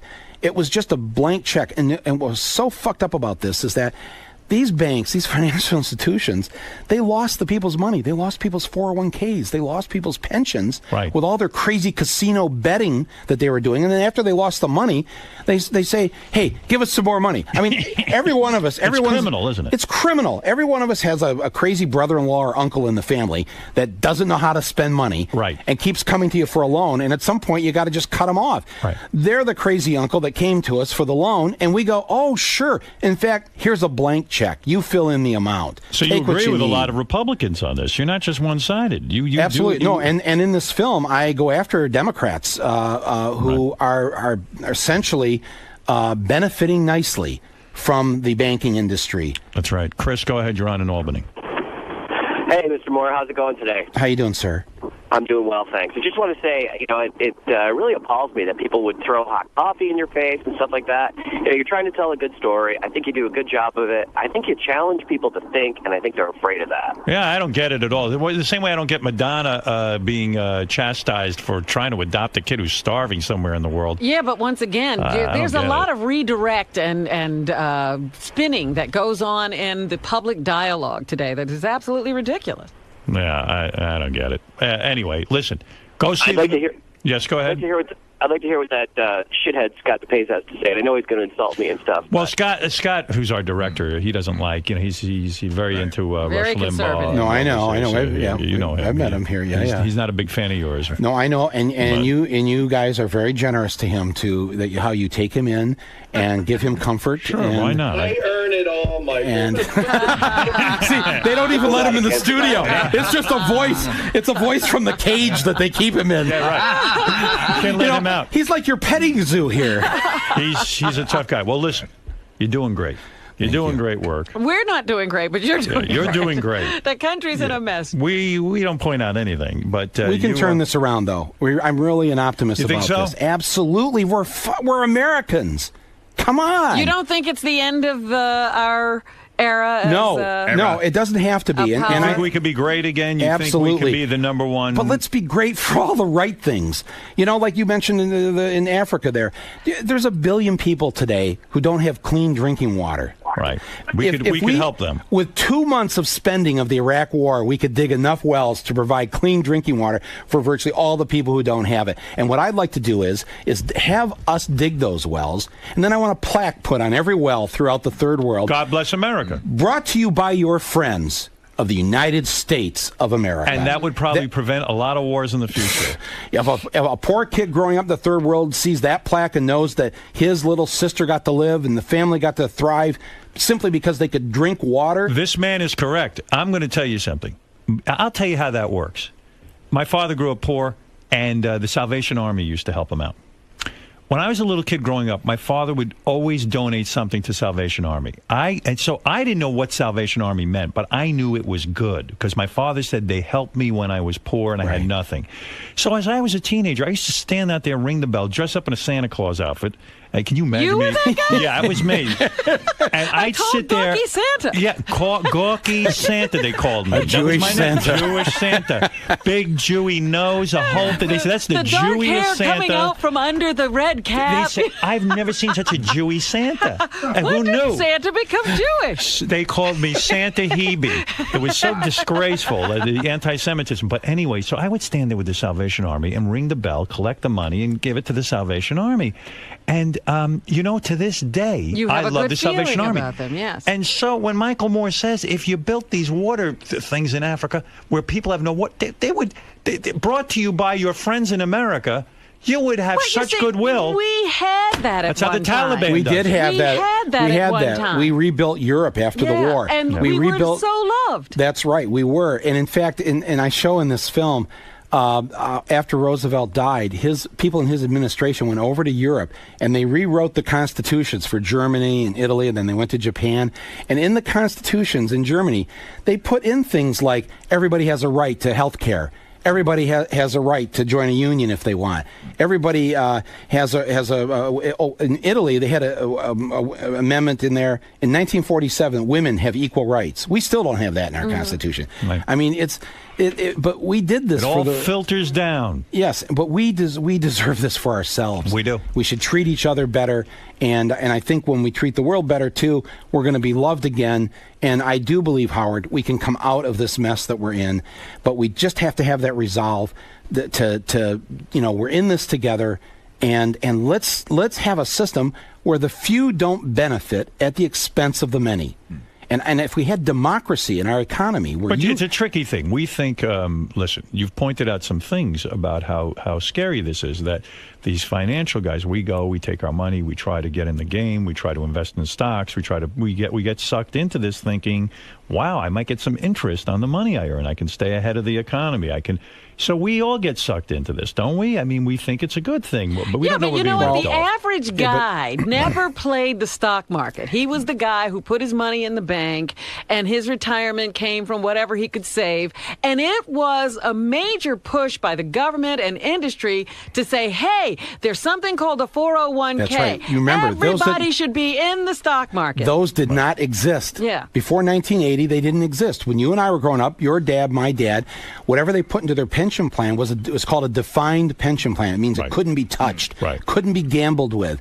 But before 1980, that's the way it was. When we were growing up, anybody in your neighborhood have a credit card? No. I mean, I remember a guy, I thought one of the dads had a Shell card for gas, and a couple of the moms had a J.C. Penney card, or a Macy's card. That was it. There wasn't like $10,000 of credit card debt. And when you and I were of college age, not that, I don't know if you went or not. I went, but you didn't go to a private bank to take out a loan for the next 20 years to go to school. There was something called the Financial Aid Office. Right. And you walked in there and you got work study. You worked in the cafeteria or the library. So things have changed for the worse, is what you're pointing out. Well, much worse, because the beast, the beast that this thing has become, this thing they call capitalism, which, by the way, they're the biggest lovers of socialism, because as soon as they're out of money, they want us to give them welfare. Right. But those things didn't exist. And they keep looking for ways to suck money out of us. And now the worst thing is they convince people to put their money for their old age into these 401ks, which have now vaporized. Vaporized in the last year. And I can't tell you how many people. In other words, Bernie Madoff was able to get into people's pensions because of these rules, these setting up your own pension. You give your money to the so-called expert. The expert loses it. And as you point out, many times the experts then are into socialism. They want a bailout. They want the bailout. Yeah, it wasn't only Bernie Madoff. You know, no, I'm not using him as an example. He's just the poster boy for this. Yeah. All right, look, I've learned a lot. I hear what you're saying. I don't know what to do. Maybe I should go do something. I don't know. I don't know what I'm going to do. Maybe we all need to get more involved, pay more attention. All right. And in your Not own... me, because I'm very busy with my show business career, but there are other people out there who can certainly pick up the mantle. Well, or not doing anything. Or other bosses could follow your example. And when you go through hard times, you don't lay off people here. You know, when you have a merger, you don't lay off people. No. You make sure people have health care and dental care and these things here. Right. So if people followed your example. I think what you're trying to say in this new movie is more people should be like me. Howard Stern. Yes. You or Jesus. I'll accept either answer. I'll take either one. All right, listen. Everybody go see Capitalism: A Love Story. I will see it, and I will learn something. Yes, and you'll laugh your ass off. I'm telling you, if you have been messed up by this last year and you just want to go have a good laugh at the expense of all these idiots who fucked up this economy, this is your movie. You screw with the idiots. Yeah, I actually commandeered a Brinks truck here in Midtown Manhattan and drove it down to Wall Street, literally drove it down there, and I backed it up right there on Broad Street down there, and I right up onto the doors of AIG. And I hopped out with these big money bags, and I said, I'm here to take the money back to the American people, and I wouldn't leave.